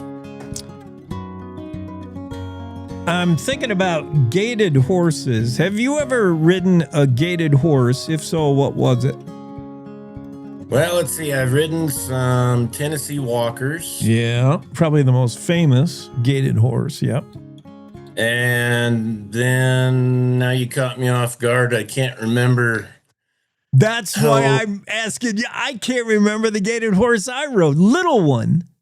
Yeah. Want to say it starts with a P, but I could be just a little. They're little guys. And Paso Fino. Bam. That's my man. Yeah, it does the rack. And it's weird. But it's cool. It's really weird. Tennessee Walkers they're the horse. Sometimes you'll see Tennessee Walkers not necessarily known as a Western horse like a quarter horse would be, like in an old cowboy Western movie, but they're often used in Westerns to make riders of non-riders because they're so smooth. Yeah. And Roy Rogers' horse Trigger was a Tennessee Walker. Okay. All right. Yeah, I see some more Tennessee Walkers than you ever would. I mean, they're just not what I would consider a mountain horse. That's not their train. That's not their skill set. But I do see some breeding and training to make Tennessee Walkers more of a mountain horse you would find in Wyoming, just because people enjoy that smooth trot. Yeah, and they have a pretty long stride. And so even if you're just walking down a trail, like I know some outfitters that really like to use Tennessee Walkers or half Tennessee Walkers bred with something else, just because they got a nice long stride that's pretty smooth at the walk. Have you ever seen the competitions they have with the Paso Finos? No, what do they do? So they have a long kind of alleyway stretched out with plywood, and those horses walk across that, and they take about 47 steps for every foot of ground they gain. And it sounds like somebody typing on a typewriter. I mean, yeah, it is a dangest thing. And they're judged on how slow they go, but how consistent the pattern of their steps is. Interesting. I mean, at this point, for some of these species, it's bred into them to move the way they move. But when you start training hard to get a certain gait or stuff, low action or high action, I hate some of the methods used, Kevin. When you see some of those harsh methods, weights or whatever, hobbles, what do they use to train horses to walk like this? Well, the Paso Fino, it's really just kind of bred into them. That's just kind of how if you see them out in the pasture, they'll kind of do that anyway. But some of the other gated horses, and this is a big deal in the horse industry right now. And in fact, the federal government is making regulations that is outline a lot of the really archaic and brutal things that they would do. They do a thing called soaring, and I'm not going to get into the details of how many ways they do it, but they make their feet soar, so they want to pick their feet up higher. Every time they set a foot down, it hurts. And so, and I mean, sometimes it never ceases to amaze me how cruel a human being can be to an animal for their own entertainment. Yeah. Yeah, that's stupid. Yeah, I don't like that. But I remember riding Pasafinos, and I remember my friend Karen. We had him out, and we were and I don't think I knew anything about him, and we trotted him out, and I'm like, "Hey, this feels weird." She was just smiling, man. She was laughing. She's like, "Yeah, that's the rack." It's just a weird get. You can feel, the horse move under you for those who don't know, even the most novice rider, and you can tell there's something weird about the beat, the pattern of the trot. And I'm like, this feels weird, but it's cool. And all the while, all that action is going on underneath you. You could hold a full cup of coffee and never spill a drop. Yeah, wine. It's a wine drinking horse. Yes, you can. Yeah, you will not spill a drop. They're so smooth, man. I wasn't expecting to get into that. I just thought of it all of a sudden. I don't know why. Probably something in the news made me think about it. And then I figure, all right, Kevin's coming on. He's going to know. Perfect. What are you doing for Veterans Day in Douglas? Well, first off, thank you to all the veterans and all that are still serving. Boy, we owe everything that we get to do today to them. And, well, this is probably going to come as a shock to you, Jake, but I'm going to ride some horses today. Oh, wow. Well, there's something different. Another day of horse riding. Okay. But I'm going to be doing it in some awfully nice weather. Oh, what a day. It'll probably be blowing a little on you, but you're used to that in Douglas. But yeah, gorgeous day, right? Oh yeah, we had a little hit of semi-wintry weather here this weekend, but it sure is nice that Mother Nature is easing us into the bad weather this year. Mm-hmm. I can wait. I'm not in any hurry to be skiing or anything else. Yeah, it'll be here soon enough. Yeah, that's a fact. I like it. What's going on in the news that you've noticed? Anything? Well, there's been quite a bit, and I heard you guys talking about it a little bit this morning. This deal about the ranchers being able to sell landowner permits. Yeah. I can see both sides of it, but speaking from more of the rancher side of it, that would really be life-changing to a lot of ranchers if they were able to do that. The downside of it is, of course, there's going to be people that take advantage of the program and would ruin it for everybody. And that is the exact same reason. It's the opposite side of the same coin of why there are some ranchers that don't let people hunt on their private land, is because there is some of the hunting public that do not treat that respectfully. And I have seen on social media some pretty funny arguments, because, social media is where you go to have a rational conversation about any sort of politically charged conversation. But that is, and I think that is really going to be a tough one for the lawmakers to figure out, is how can you figure out how to help the ranchers that could really use the help without letting, let's just call it what it is, some of these out-of-state landowners, large landowners, taking advantage of that and making it like what you were just talking about, kind of lordship over the wildlife. Yeah, I want to give a hand up, an acknowledgement to large landowners, because they do provide habitat. They keep it open primarily, more than a development would or a neighborhood.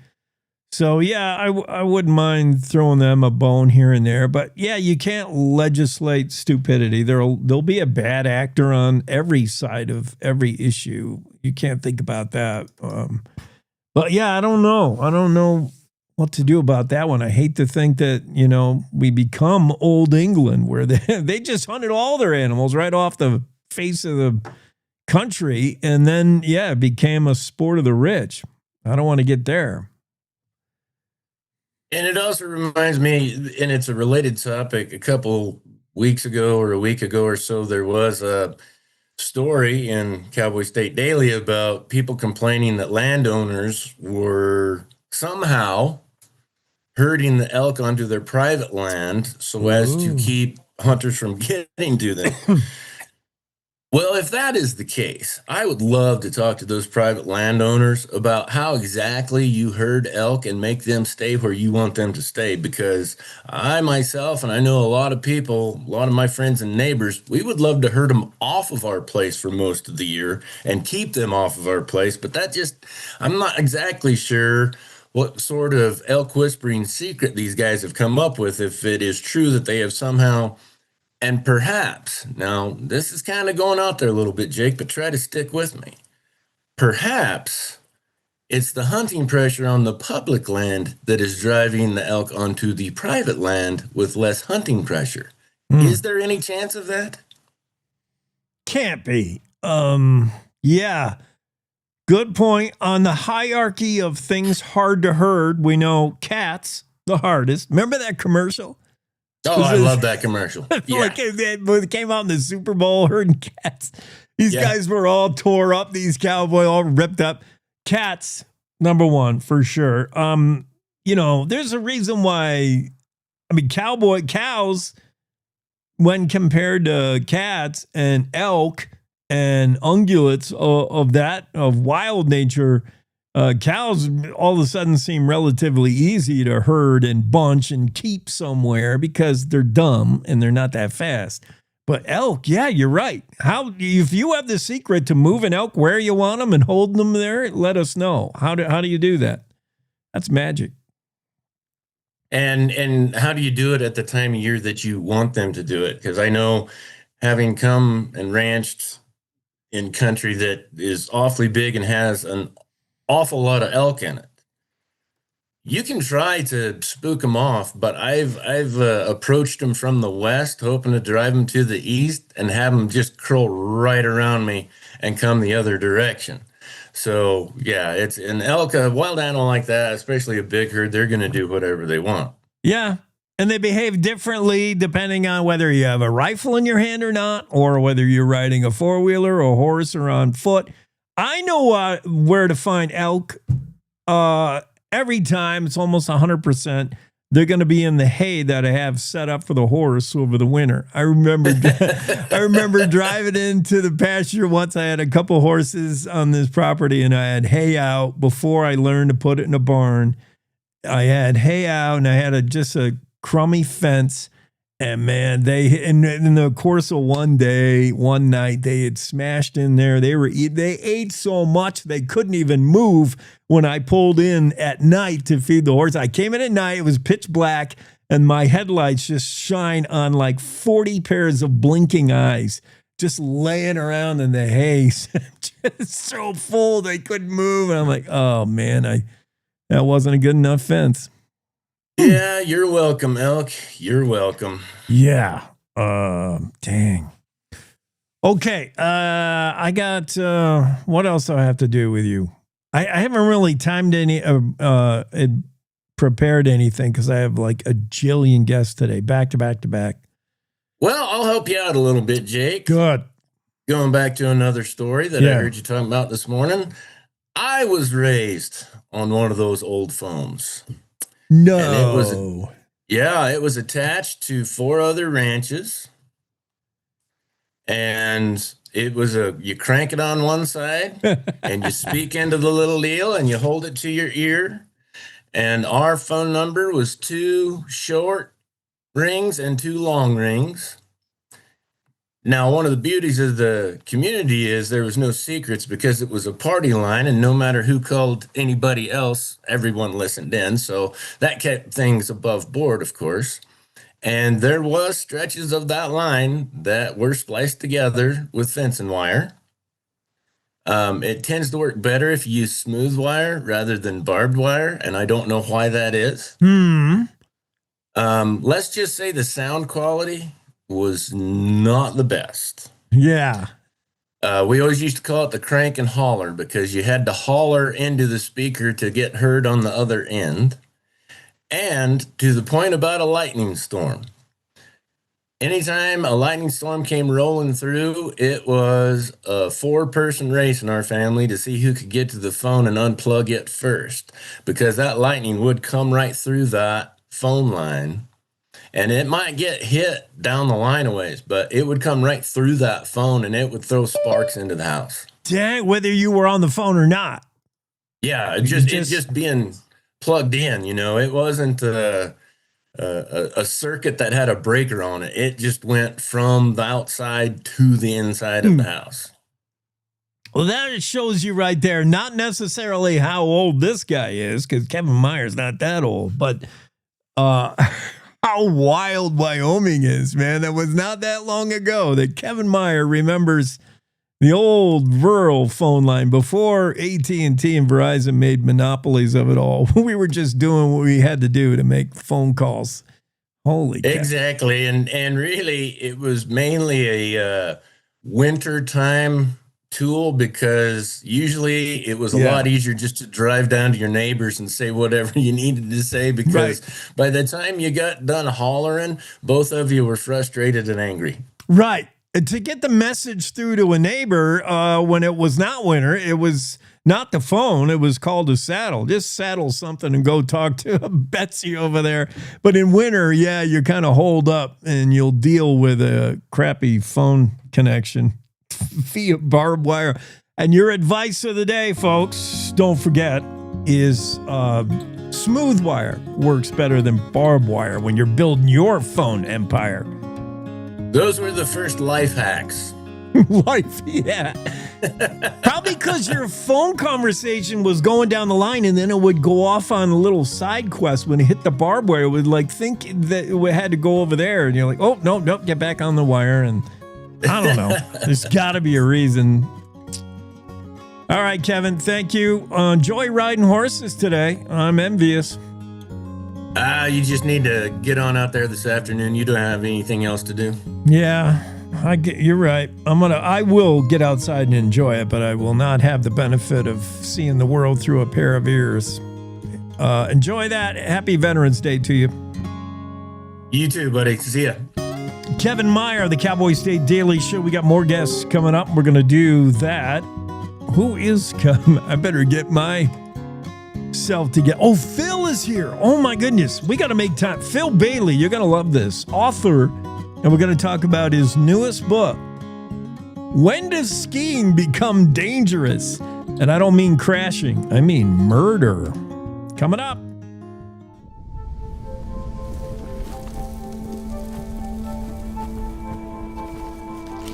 Eva Marie smoked 12,000 packs of cigarettes over 15 years.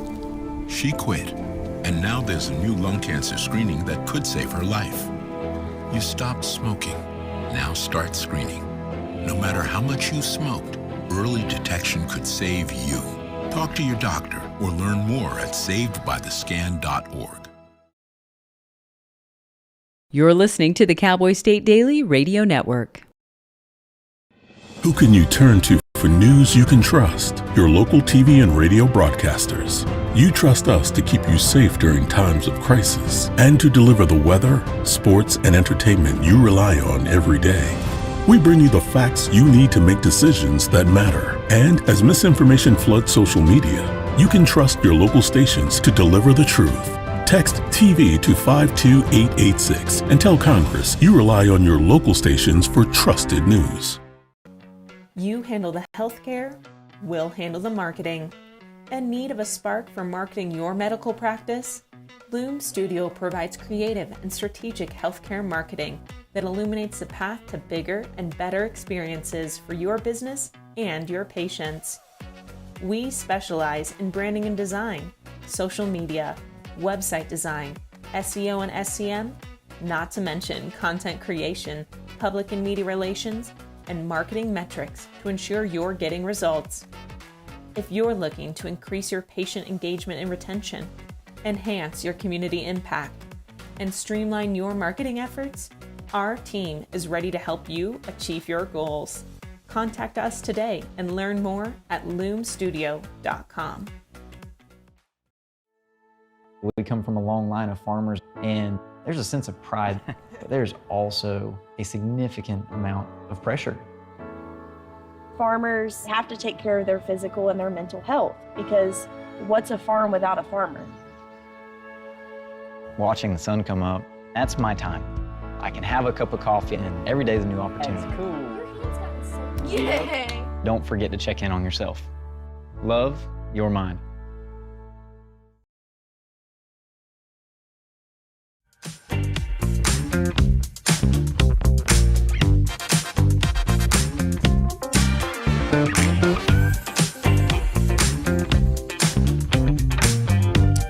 Cowboy State Daily Show on a Tuesday, November 11. That means it's Armistice Day, Veterans Day. Happy Veterans Day to you. Hey, Phil Bailey is here. Hi, Jake. How are you? I'm fantastic. Happy Veterans Day, especially on behalf of my father, who was in World War II, and my brother, who was a Vietnam-era vet. But thank you to all who served. And full disclosure, by the way, Phil is a graduate of CSU. He's a Ram. The Cowboys took care of business a couple of weeks ago, Phil. Cleaned our clock. Oh, yep. Man. But you share time, I think, between New York and Colorado. Starting in Colorado. Are you in New York now, in upstate? I'm in upstate New York. There's about a half inch of snow on the ground, just enough to cover everything. Yeah. It snowed last night, so we're pretty excited. That's our first one of the year. My mom said she got snow. She's up there in the Rochester area. I went to college in Oneonta, not far from where you did. You know, for those of you who don't know, this guy usually gets paid to appear on camera behind a mic. Longtime morning anchor for WNYT Albany.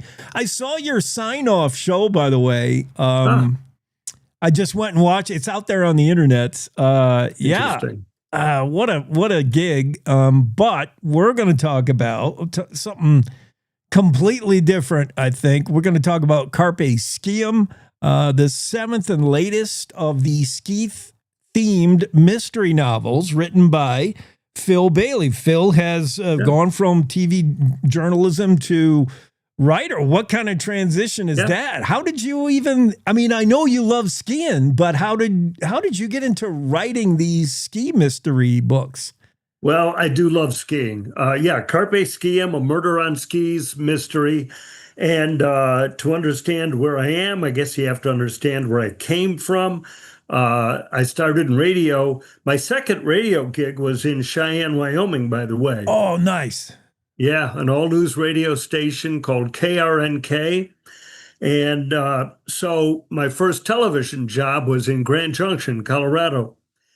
And I got a call, and a guy says, "Do you want to come up and interview one of our residents up here in Browns Park?"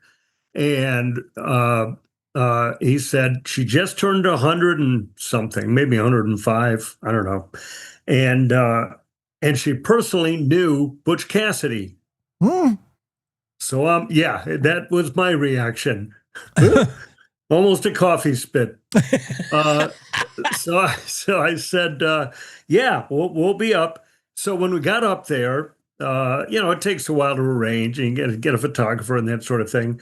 I guess she had passed away. Oh.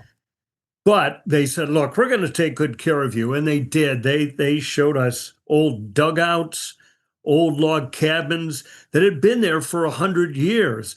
Browns Park is about 40 square miles surrounded by mountains. There's only 3 ways in. 2 are narrow canyons, and one is also a narrow canyon, but it's by water. You got a canoe in or something. The Green River cuts through. So, and it was a great hideout for outlaws because, either of these canyons that a posse might try to ride into, it's pretty easy to set up a surprise attack. And that would have once in a while, outlaws would go up to Rock Springs, Wyoming, and, hold up a bank or something. And then on their way back, they just set up in the canyon and start shooting at the posse. And the posse would hide behind rocks, and the bad guys would hide behind rocks. And eventually the outlaws would say, look, we've done this a lot more than you. Eventually, we're going to shoot you. Or, did you know you're in Colorado now? You could turn around, go home to Wyoming, and tell everyone, we tried our best, but we no longer had jurisdiction. We were in Colorado, and you can have dinner with your wives and your family, and everybody lives happily ever after. So that's usually what they did. In return, the outlaws once a year on Thanksgiving Day would serve dinner for the ranchers and their families in Browns Park. And they do the cooking, they do the serving, and it was a thank you for not turning them in, for leaving them alone. And, between bank heists or railroad holdups, they'd work for the ranchers. Some of them were really good with, some of the outlaws were really good with horses. I'm talking about guys like Butch Cassidy, Sundance Kid, Isom Dart. He was particularly good with horses. So is Butch Cassidy. So, and I wrote a book, I think that was my 5th book, called The Man Who Had 9 Lives. And that takes place up in desolate Browns Park. And I mean, we landed at Denver Airport and got a Mercedes Spirit and drove another 7 hours to get there and it was tricked out with a 2-burner stove and water with foot pump, and because that was the only way you're going to live. There are no cul-de-sacs, there are no convenience stores, there's no gas stations, there's no paved roads. There's one paved road in the entire 40 square mile area. So cool. We're talking to Phil Bailey. I think we are learning, looking back at history, at that outlaw Western cowboy life in Wyoming, that it's not all black and white. There was a lot of gray, and these outlaws live with one foot in each world. That's so cool. The Man Who Had 9 Lives, that's one of the many of Bailey's award-winning Murder on Skis series. A Small Mountain Murder, also Witch Window and Back Dirt. We're talking about the latest, 7th in the series. It dropped on November 7th. Brand new Carpe Ski'em, Colorado ski life. You think of fresh pow, hot tubs, Opry hot toddies, and of course, murder on skis, homicide. All of that. This, I don't want to give too much away, but a TV journalist, J.C. Snow, plunges to her death from a chairlift. Did she slip out, get pushed out? What happened? Oh boy, this is the beginning of the mystery. Yeah, that's exactly right. It became pretty clear pretty quickly that it was not a suicide, that she jumped, or well, rather she left the chair. Yeah. And her husband was a suspect. He was a likely suspect. But you quickly find out there are an awful lot of colorful characters in ski country who could be likely suspects. How now, when I talk to writers, we have in Wyoming, we have our own Craig Johnson, CJ Box. They do this mystery stuff. Craig Johnson's the best, by the way. He is one of my favorite authors. When you find a new author, it's great because he has all these books in the series, and you can start with number 1 and just keep going. And but eventually you catch up. That's kind of a bummer. But that's where I am with Craig Johnson. But so I'm just thrilled every time he comes out with a new book. I mean, I'm a big Craig Johnson fan. Had an opportunity to meet him down in Florida. And, oh, wow. Yeah.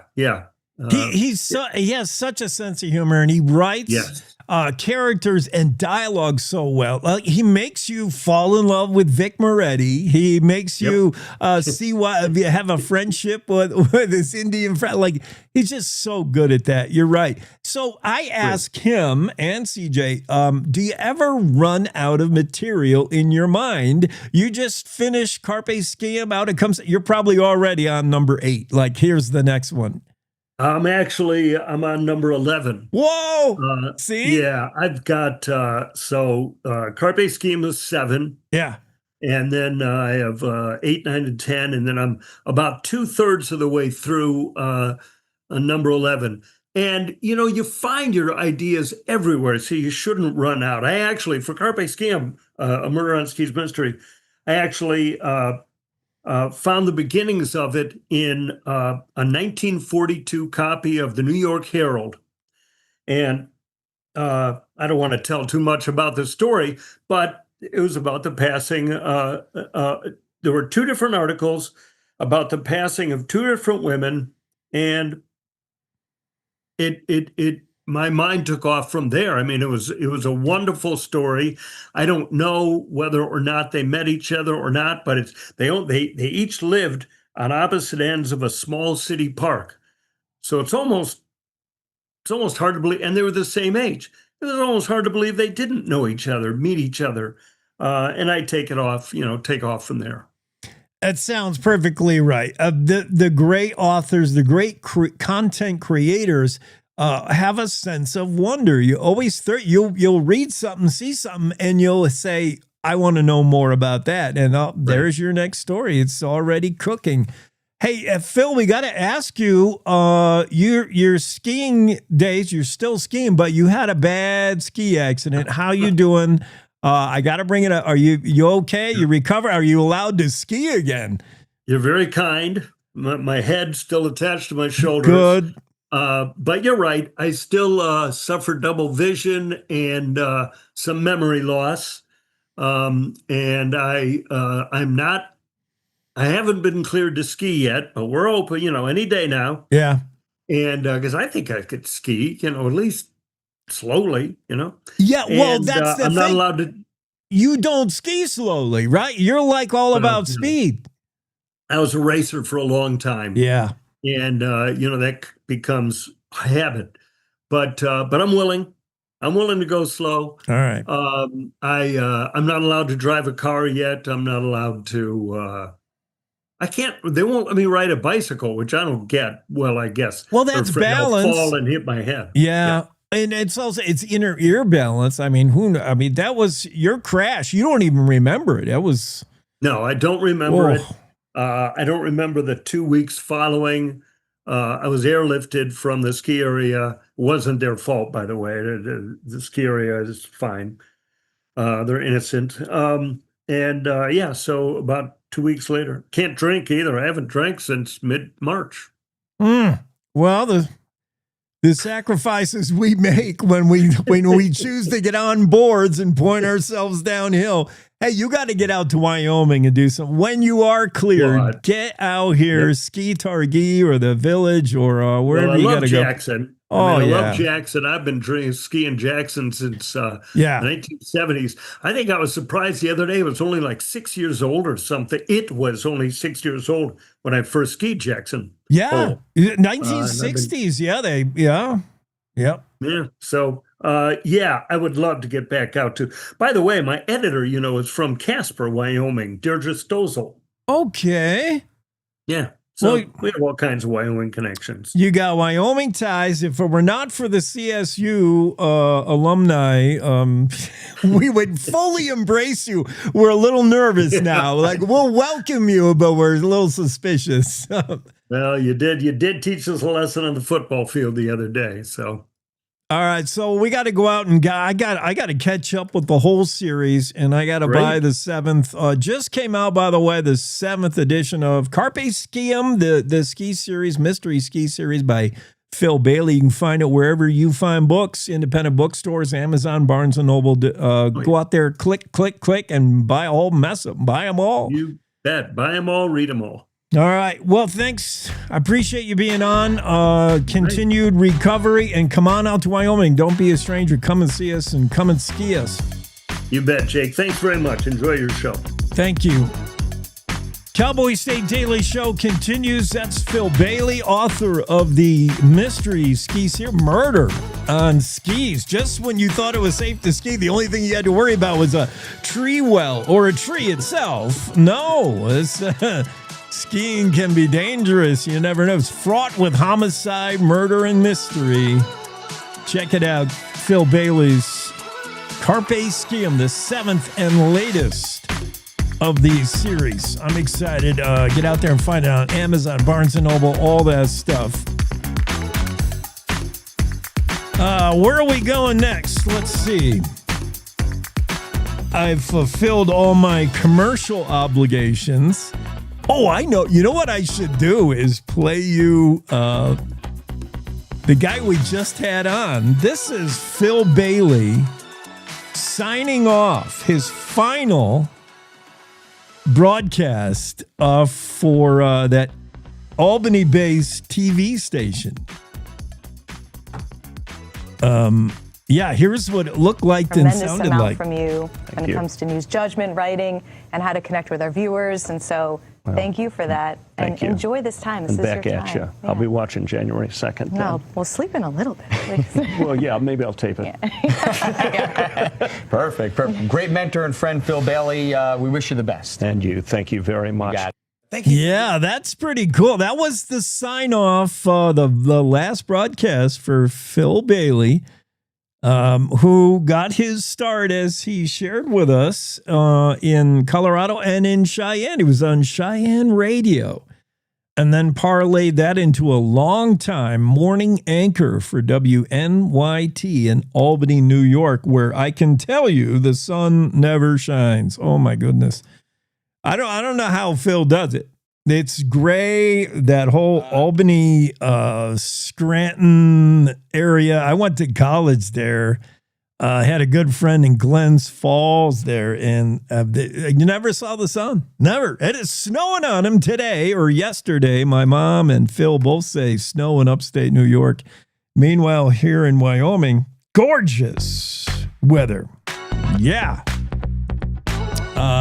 Looking for highs in the 50s and 60s today with nary a cloud in sight is the Wyoming forecast from Don Day weather forecast. But we got cold coming up for the weekend. We'll let you know when it's coming and what to watch out for. Snow in the mountains coming late Thursday, Friday. Will it disrupt high school football state championship games? Maybe not.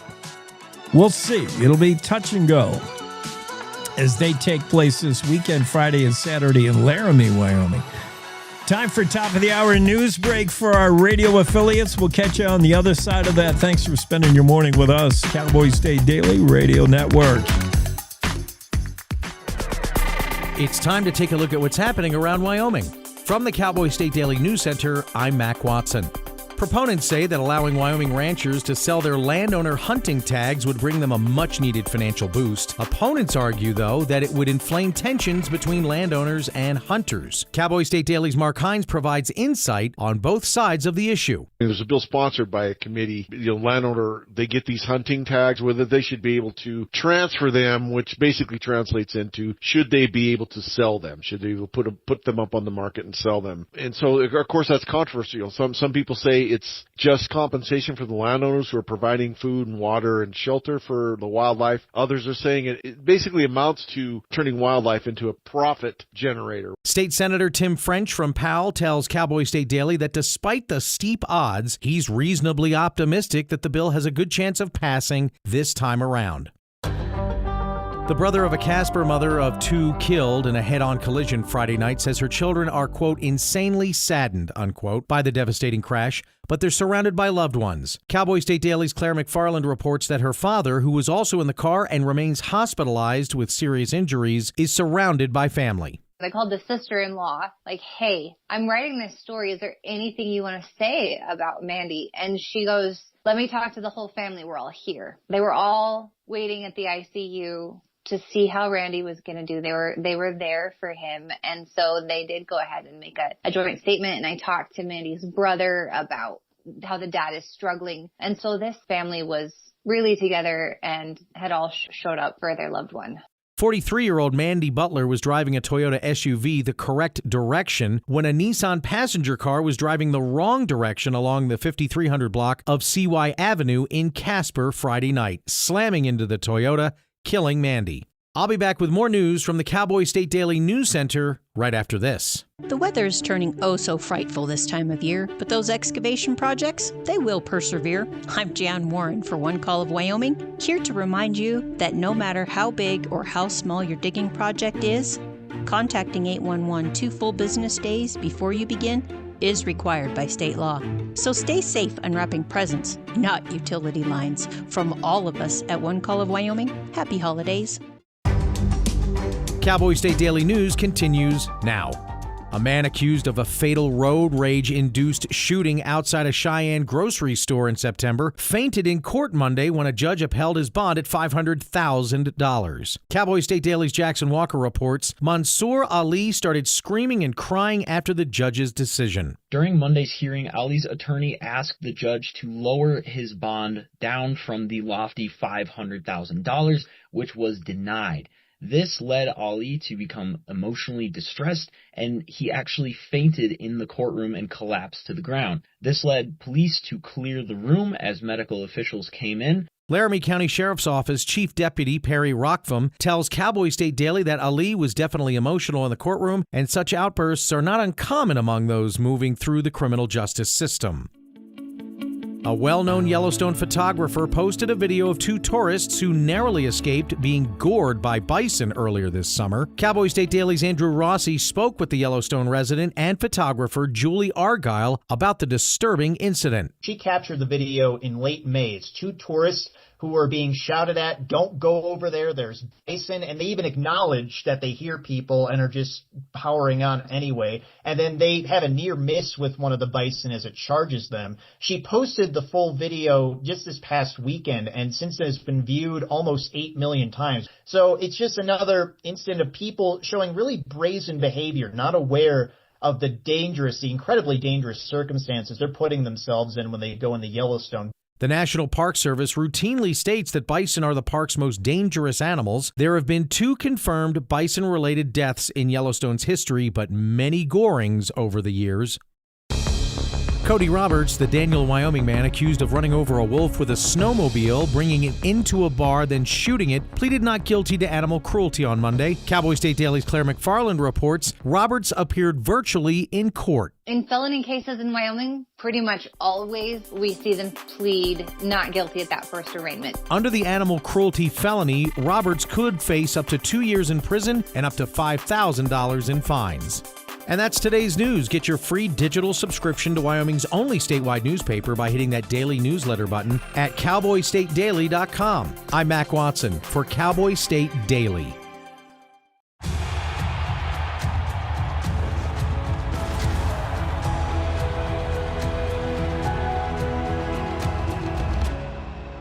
Breathe. Love what you do and you've already won, my parents used to say. My parents whose smiles were my first finish line, who championed respect, whose resilience built mine. Even more than I wanted a gold medal, I wanted a heart of gold, like the mentors who were my balance beams, refusing to let me down, and the coaches who spoke out to anything out of bounds, heroes who never stood on podiums, but stood up for me. Every shot I made, give the assist to those who since my youth were referees, ready to blow the whistle and end abuse.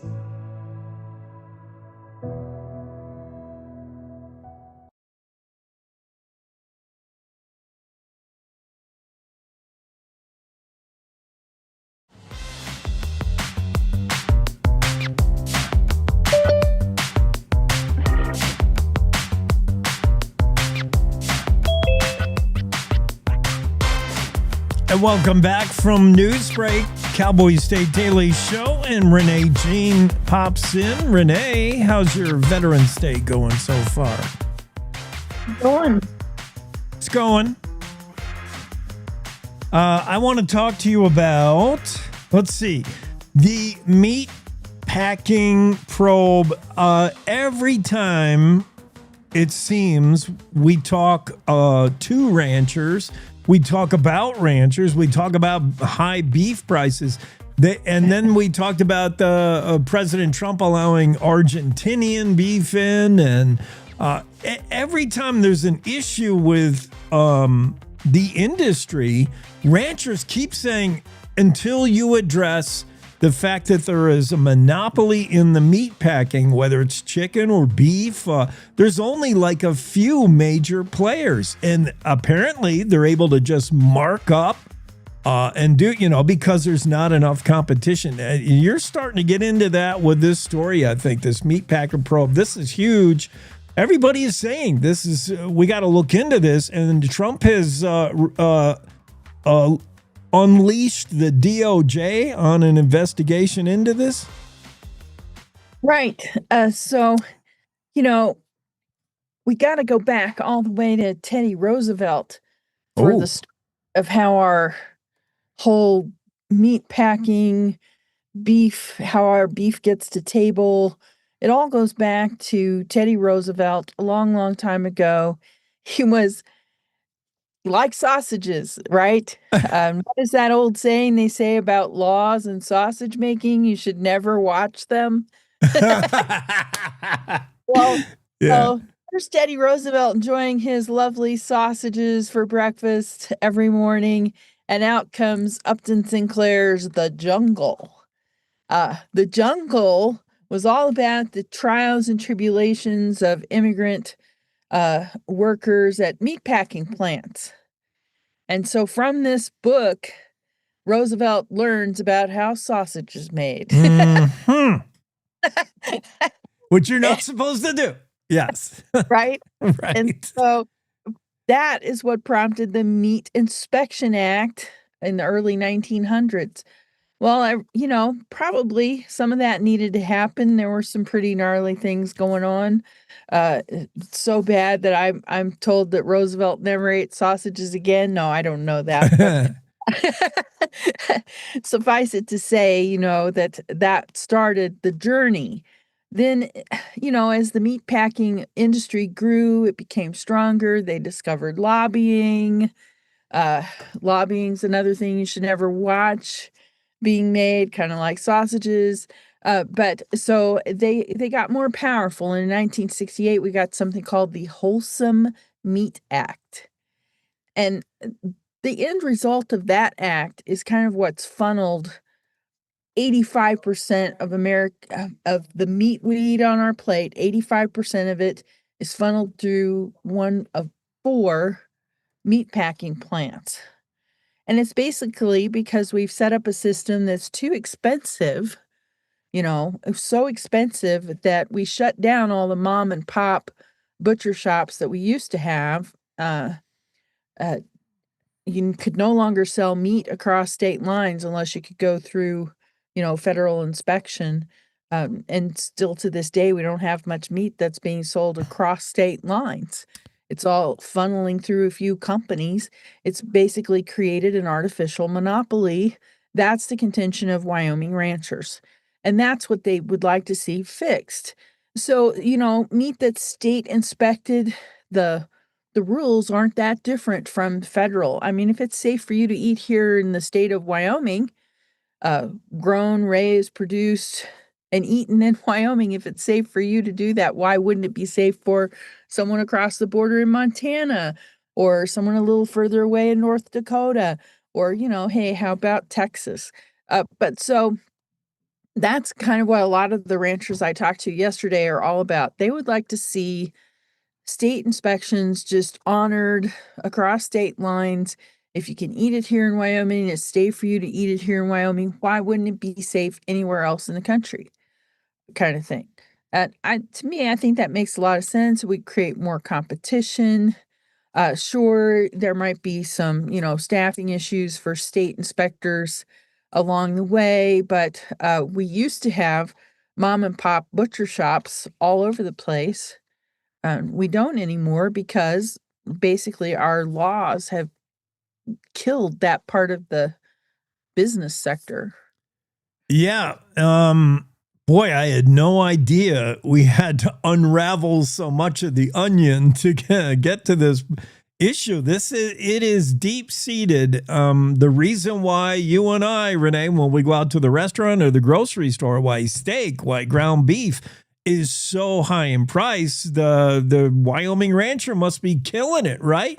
Well, he's seeing beef on the hoof, getting good prices, but the middleman markup, and then these just 4 processors in the country, JBS, Tyson, Cargo, Marfrig, and they're enjoying a mark all along the line. The beef is getting marked up, and it's complicated, Jake, because right now packers are actually losing money on the books. They're losing money per head. Ranchers are making out okay for the first time in like 4 or 5 years. They're getting prices that pay for their cost of inputs. That hasn't happened in a long time. But I think the thing is just more competition. If you have more competition in a sector, prices are going to gravitate downward as people vie for your dollar. So they know they can't overprice because you have a lot of other choices. When you don't have a lot of other choices, they know they can, they don't feel pressured to lower that price. Is that collusion? Is that manipulation? I don't know necessarily, but I think it's just a natural dynamic. When you know you don't need to compete, you don't do it. Yeah. And the federal government, unintentionally has just made it easier to pave the way for there to be only the big guys can survive. And just lack of competition is, hopefully. I've been watching kind of too the direct to consumer sales in Wyoming. I mean, they're catching up to the grocery stores are catching up in price to them. It's almost to the point now where, it's a better value. You might pay a little bit more, a buck or two more, but you're getting a much better value as far as nutrition and freshness and taste goes by buying direct to consumer. So just about a buck more and you'll be no reason to buy from any of the retailers anymore. Just go with the local ranch. Yeah. Well, it's a huge issue for all of us who are meat eaters. And then in Wyoming, I mean, beef, it's an industry, big issue. I'm glad you're on it, Renee. Not so much of a big issue for Laramie County residents who were a little nervous the other day when their power company gave them a 5-hour heads up that they may have to shut off power due to a fast-moving wildfire out there. 5 hours is better than no hours, though. In California, we saw power companies, when they have to shut it off, they got to shut it off. Yeah, this is just a kind of a changing trend with power companies. California was held liable when its wires sparked and caused a fire during high wind. So, I think we're going to see more of this. I don't think I've ever seen it before. High wind, turn off the power. Hey, it's Wyoming. The wind is always kind of high. But dry conditions combined with that had Black Hills Energy saying, hey, maybe we got to, shut the power down until this passes. That had some residents out there kind of scrambling. They got a few hours notice. Some of them had to leave work early in order to go home and get, make sure the water's topped off, the animals have everything they need, that kind of thing. Maybe make some food ahead because you don't know how long the outage is going to last. And then ultimately, Black Hills decided they didn't need to shut the power off after all. And so, it's kind of a scramble of a day for some folks. Let's talk about energy, Renee. We're talking to Renee Jean, Cowboy State Daily. Let's begin with oil. We hear that until the price of oil hits a certain amount, minimum threshold per barrel, that may spur oil production again in Wyoming. Powder River Basin is waiting on to see what the market's doing. Are they ready to roll full speed ahead? Well, so I think, a barrel of oil that's less than $50, that's what makes your play economic compared to others. that's what then allows your play to attract the capital to develop. And so the closer that the PRB can get to that, the better off they're going to be, the more likely they're going to be to develop. Right now, we got 6 rigs thereabouts running in PRB. Look at the Bakken, they've got I think 33, 40 rigs running right now. So that's the difference. That's the difference maker for the PRB in Wyoming. We need to hit that metric below 50 in order to start attracting that kind of capital. The way they're going about it, the 3-mile laterals that they've started drilling in the play, those have already had kind of a dramatic effect. Our break-evens had been $60 a barrel on average for the Maori and the Niobrara formations. Those are the kind of the 2 major horizontal formations. And now they're $55. So that's a pretty significant downward trend. We need 6 more bucks to get into that upper level of the sweet spot, right? So I think that's pretty exciting for that play and for Wyoming, which depends so much on its oil and gas revenues. Despite a more mining-friendly administration with Trump, everything waits on the market, including coal. Wyoming's got a ton of coal. AI, this new power-hungry AI needs data centers. Wyoming's the perfect place for them. Everything should look good for coal to start booming, yet it's not. What's going on there? It's, the market is a complicated place, I guess. The thing about it is coal was cheap when you ran a coal plant 24/7. You could spread out that cost of the overhead over a 24-hour period. Now with renewables on the grid, you maybe don't run your plant 24/7. Maybe it's 50% of 24/7 or 60% or whatever percentage it is, but it's no longer that entire 24-hour period. So the cost for running coal has gone up. The overhead is, it's pretty expensive. You need a couple hundred workers. You need mining. You need all the things that go with it, and it's expensive when you can't distribute that out over. I should say it's more expensive when you can't distribute that out over a 24/7 period. Then you have renewables, which are expensive up front, but once they're built, they're free on the margin. And so, which one are you going to choose to run? You're going to choose the free on the margin ahead of the one that costs you more money. That's part of what has these companies looking at natural gas. A natural gas peaking plant has lighter overhead. The overhead's not as great. You can run them when you want them. You can just kind of snap your fingers and turn it on. It's like a jet engine, essentially. And you can toss a few buttons and boom, you have power. So it fits better with the renewable energy grid to have these natural gas turbines. And they're less expensive per thermal unit than coal, which no longer is covering a 24-hour period. So basically, the energy landscape has changed dramatically, and that's changed the picture for coal. Yeah, natural gas, cheap and abundant. Coal has its issues. So what is going to fuel these AI data centers? At least Wyoming can pivot. It has many choices. I mean, depending on what is working in the market, Wyoming will adjust. We'll make oil, gas, coal, whatever you want to run on, or renewables. One last story from Renee Jean, very interesting. Wyoming could be a player in this whole manufacturing comeback. I think, President Trump, when he got in office, says he wants to bring stuff back to the U.S., domestic manufacturing.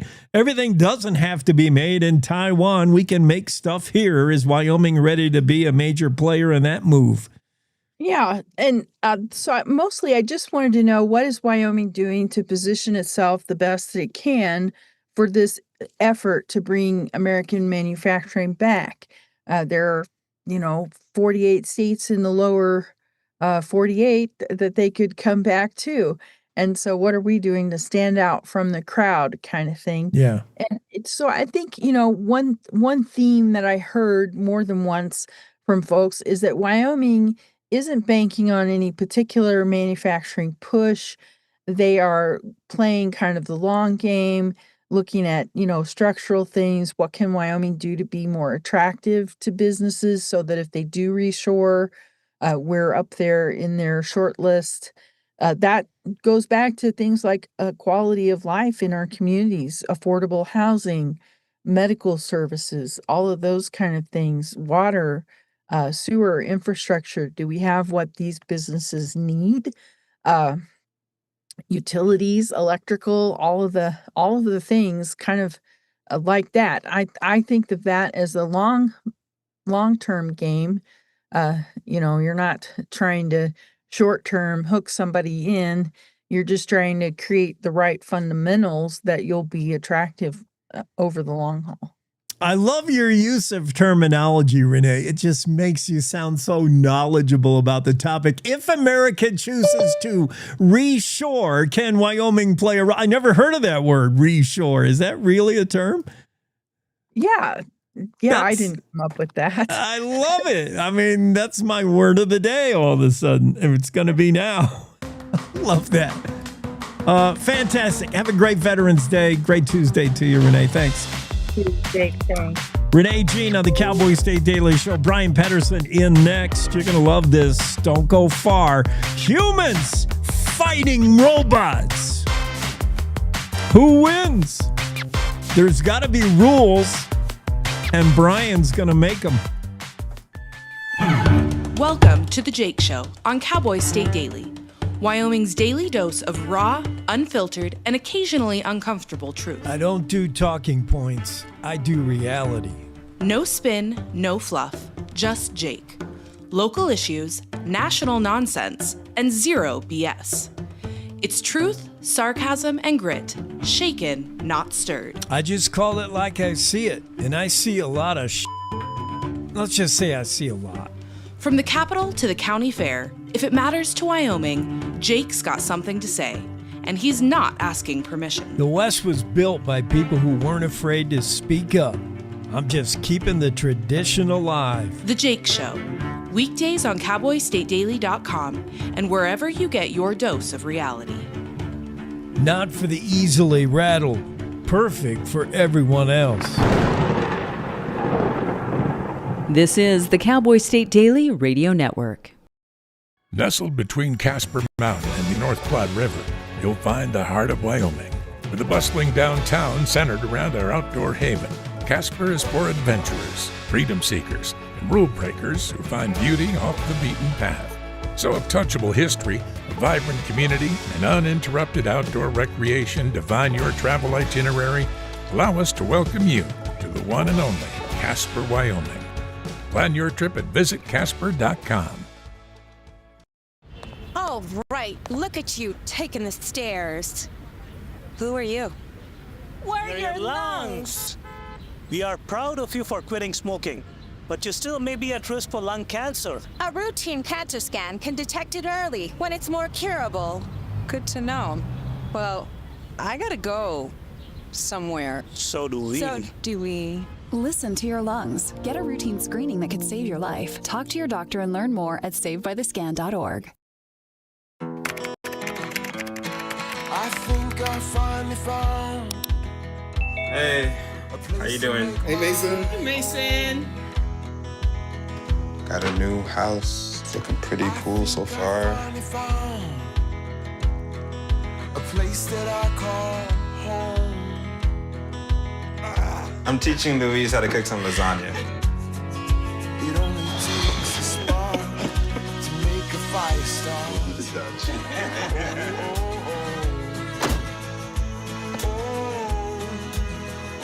Thank you. Study, please.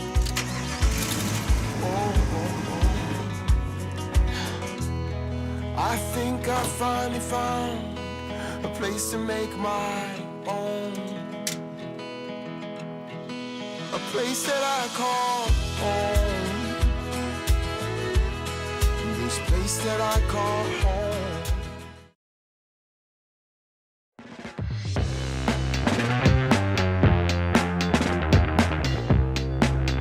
Cowboy State Daily Show moving along on a Tuesday, and it's not too soon to think about a future when humans will be punching the crap out of robots, or the other way around. And we got to make sure there's rules, because we've all familiar with the Terminator movie franchise, and we don't want the robots winning, I don't think. Bryan Pedersen or Pedersen? I keep asking Pedersen. you this. Pedersen. Bryan Pedersen is the guy who's going to make sure the robots follow the rules. We're going to talk about the possibility of mixed martial arts, boxing, any kind of contest pitting humans against robots. Crazy, but we're already seeing it sort of happen. There's already the use of robots, or whatever we're going to call. What would you call them, Bryan? Android. If you have a sparring partner in jiu-jitsu for training, is that a robot, an android? What is it? You know, I started to think about coining the term synthetic combatants. Okay. You know, you're talking about another opponent. They're not human, but synthetic combatants, because it covers a wide bridge of things. And you also have to think about how this comes into play here. There's a lot of ways. So remember, all of these commissions exist for the single sole purpose of fighter safety. That's what it's about. Yeah. We don't let bigger fighters fight smaller fighters. We don't let somebody who's had 40 fights fight someone who's had one fight or even new to the game. So you've got to make, and we got to do blood work, got to make it safety. So this is about safety. And it seems wild, but just yesterday on the All In podcast, Ari Emanuel, Rahm Emanuel's brother, who runs the media for the UFC, was talking about he wants to have robots fighting. And okay, that's great. So we have robots fighting, but pretty soon someone's going to go, I bet I can take that robot. You know, it was Logan Paul had a tweet to Joe Rogan. It's time to start fighting robots. People are thinking about it. As Elon Musk gets better with this Optimus robot, people will do this. We got to remember, people are awful. And we think we live in this civilized world. And but it wasn't long that we had gladiators and we fought lions, we fought orangutans, and we did all these things. We will fight a robot, and and it'll come down in a lot of ways. It'll come down also just on the street. I picture two guys at a bar in Cody who have a disagreement, and I'll bet my robot can beat up your robot. And then it's out in the parking lot fighting robots against each other, and then the robot wins, and I bet I can beat up your robot. This is all coming, and it comes in different layers too. Have you the Neuralink implant? Have you heard much about the Neuralink implant? It's again an Elon Musk piece, and what's fascinating is it connects into your brain, and they have a guy right now who was paralyzed, and he can now interact with gaming systems through his eyes and his Neuralink, and he's better than you and I because his eyes are shooting at the things on there. Well, if you have a Neuralink and I don't, and you're processing what's happening faster than me, and you can think about that next thing, is that a performance enhancing drug? Is it a PED? You know, is it steroids? If you're able to compute through this faster than me, is that an advantage? If the robot can move faster, is that an advantage? And again, we talked about it in the story. There's already jiu-jitsu grappling dummies that are robotic, and they give you signals. They move arms. Their eyes light up when you got a good choke on them. They give you submission feedback. They'll be better sparring partners at some point. Where if you're a good sparring partner, you'll pull a punch at the last minute because you're not trying to hurt somebody. You're sparring. Well, that robot can stop 1 millimeter from your face and not hurt you, but give you a good look. And maybe you want to program your sparring partner. You're going to fight Mike Tyson. And this is a long time ago. You make the robot move like Mike Tyson. Now you're training for him because it can do it in just a second. Just go fight like Muhammad Ali, fight like Mike Tyson. It will reset itself and it will do exactly that. And it'll get better. And lo and behold, if we don't have rules laid out, that's how someone's going to get hurt. Who knows the future? We're headed into the future 1 year away, 5 years away, as Paul told on Joe Rogan. Who knows? But it's important for you to know, Bryan Pedersen, he's the Wyoming Combat Sports Commission. If it's been on it's been on the front ahead of the curve in combat sports. Wyoming has been there. Thanks in part to this guy, Bryan Pedersen, who is going to make guardrails for a future when we're fighting robots. For instance, I mean, Bryan, at the very least, a robot's strength is unlimited. How much hydraulic fluid do you want to put into it? So at the very least, we got to make sure this thing's not stronger than us. Like, there has to be rules. That's part of it. And all we included within our draft rules, giving the referee a switch to shut it down. You know, you've got to have control over this if it starts moving too fast. You know, Wyoming's been a leader in taking on combat sports. We were the first state to take on bare knuckle boxing. We were the first state to take on bare knuckle MMA. We're the first state to have a female bare knuckle boxer. We are the first state to do Lethwei, which is the national sport of Myanmar. It's essentially bare knuckle Muay Thai with headbutts. We had the world championship here in Cheyenne in 2020, 3.1 million streams. And people have to start having these conversations about how we take on each one of these sports. And we've been a leader so far, and I'm grateful to be a leader in cyber combatants and synthetic combatants, rather. And I think it'll be a big step to at least have an engaging conversation about it, because it's coming. And if you don't put guardrails on it, it's going to come and someone's going to get hurt. It is coming, and you've been ahead of it. We saw China just host the World Humanoid Robot Games.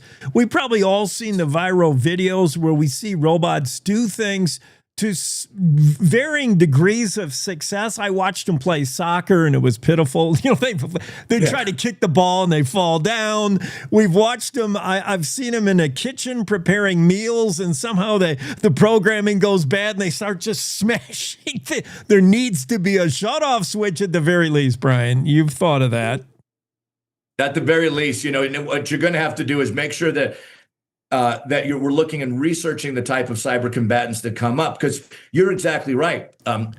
We'll have to test them for strength. We'll have to have those conversations. You can't put something in there that's as strong as a silverback gorilla, you know, with the human. So a lot of those controls and having those conversations will lead up to it. And it might be that there's a robot-only fight league, and we've seen movies with that too. And that's 100% going to happen. We already have these robotic fight leagues where it looks like these little Roombas are fighting each other with blades on them, you know. So one that looks more humanoid, and we'll give them weapons and we'll do the whole thing. But what'll end up happening is someone will say, "I bet I can take that robot."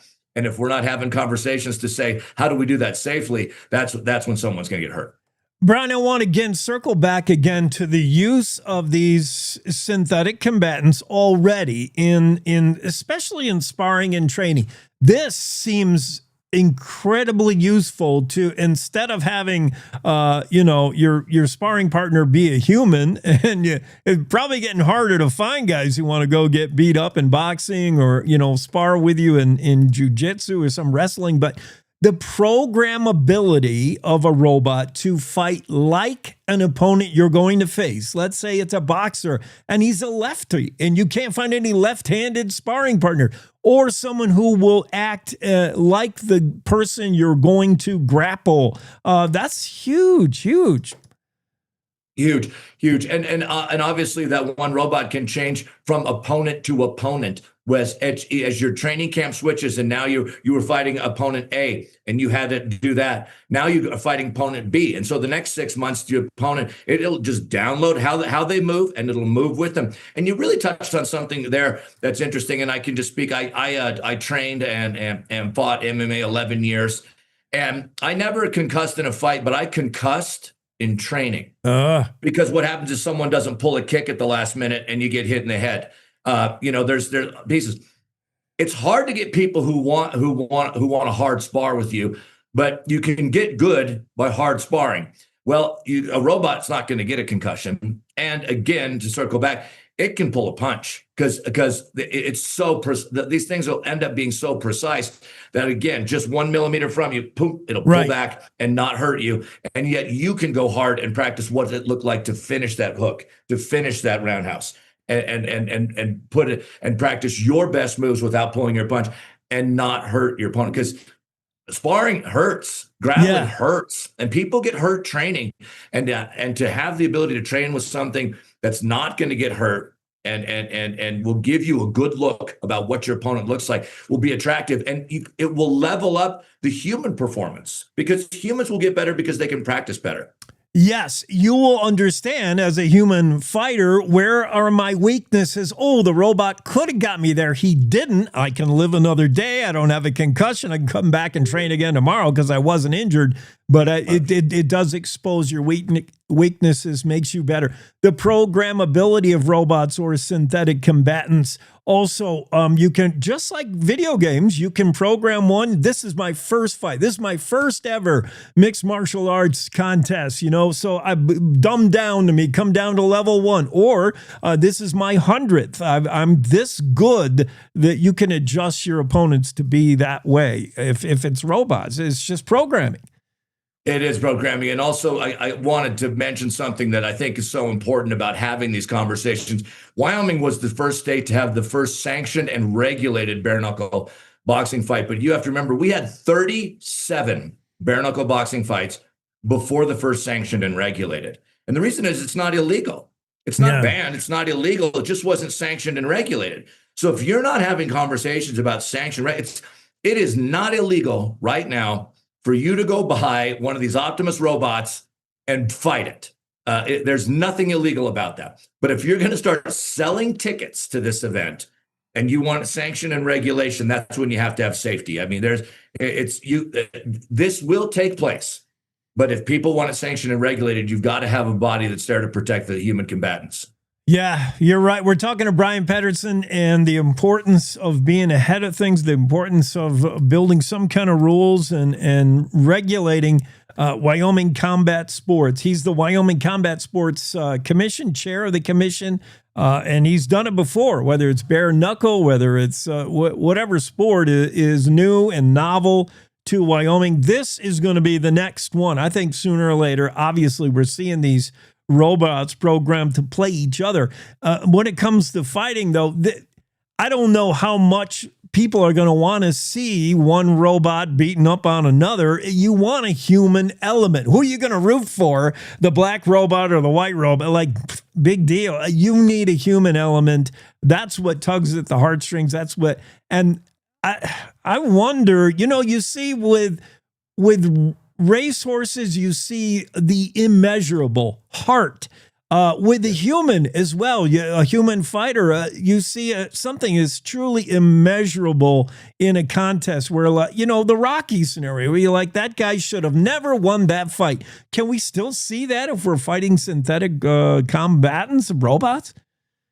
Yeah, pulling at the heartstrings of humans and making it part of our journey and our battle against it. I think about, and by the way, all good humor starts with sarcasm, but Terminator was not supposed to be a how-to movie. None of these are they're supposed to be warning movies. But we're walking towards there, and we're going to teach a robot to fight real good, and teach to fight better than us, and ignore all of the movies that we all grew up with. iRobot, Terminator, everything out there that flips a switch and then turns on us. Again, not a how-to movie. It's supposed to be a cautionary tale, but we're just moving straight forward into it.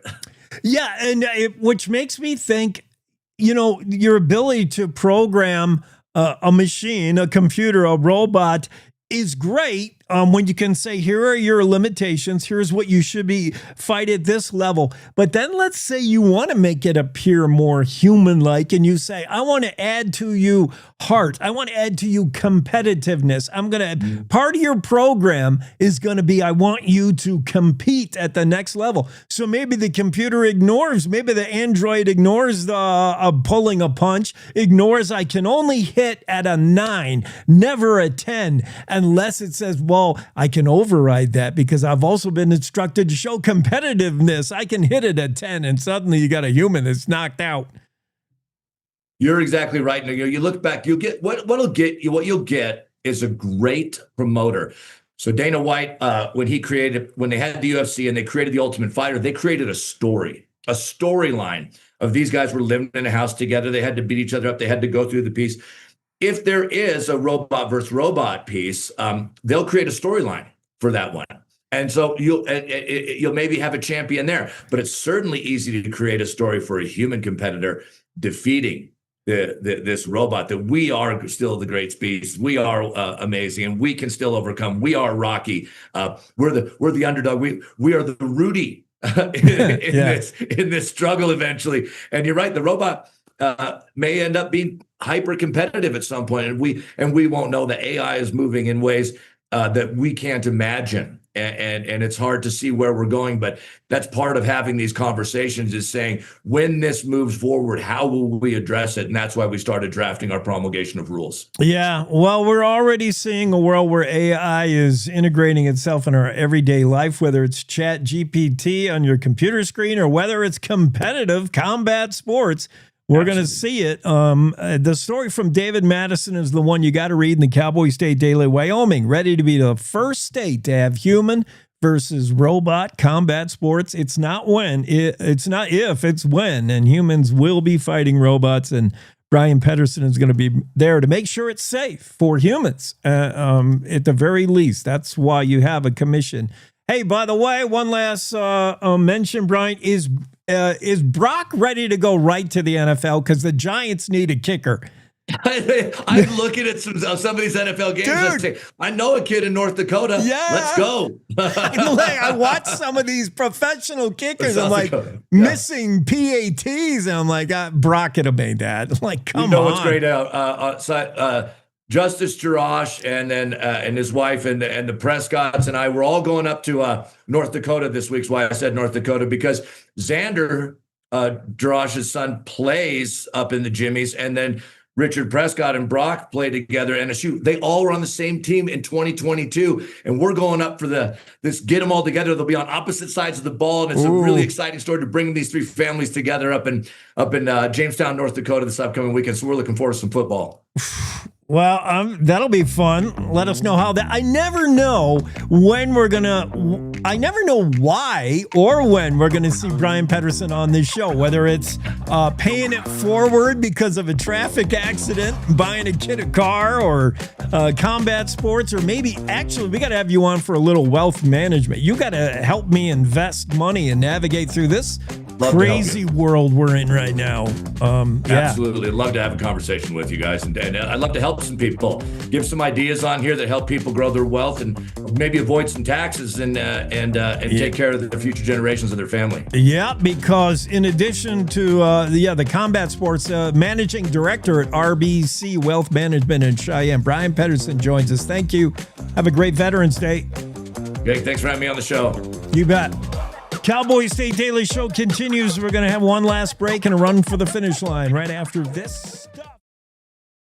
Wyoming is the Cowboy State. From corner to corner, there are so many stories to be told, and more cowboys and cowgirls are turning to the Cowboy State Daily News team to keep them in touch with what's happening both locally and in other parts of Wyoming. I'm Riley Strand, videographer and production assistant for Cowboy State Daily Video News. We're proud to bring the most important stories to our viewers every day. The stories that start conversations, the stories that make us laugh, the stories that make us think. Our experienced journalists at Cowboy State Daily are crisscrossing the state every day, talking to those who know the news best. Every day, host Wendy Core and I talk to the reporters who are covering the topics, issues, and people that are important to Wyomingites. And in our daily newscast, we bring you those stories. Tune into the Cowboy State Daily Video Newscast every morning, only on cowboystatedaily.com.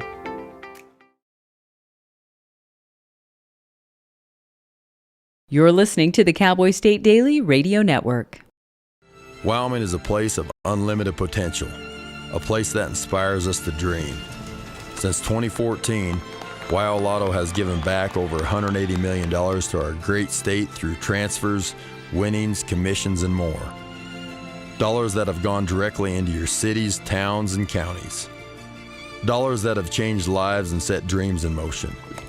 Thank you, Wyoming, for a legendary 10 years. We can't wait to dream up what's next.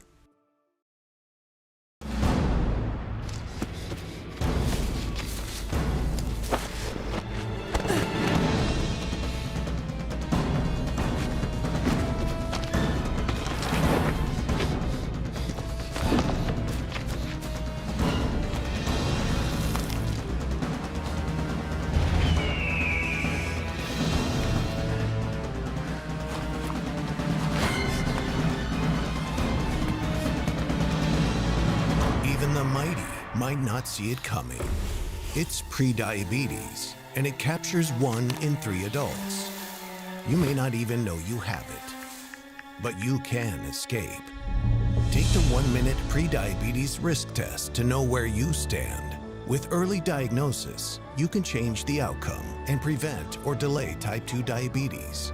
Be your own hero on smartphones everywhere at doihaveprediabetes.org.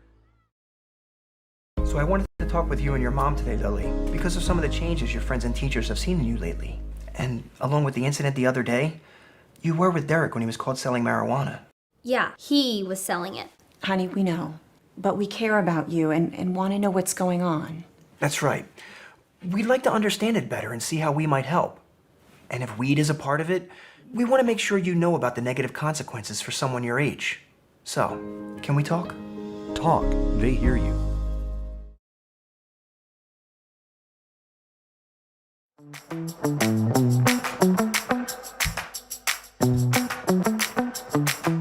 Yesterday, we never had a chance to clean up the sports weekend, let you know what happened in sports over the weekend, so we'll do it now.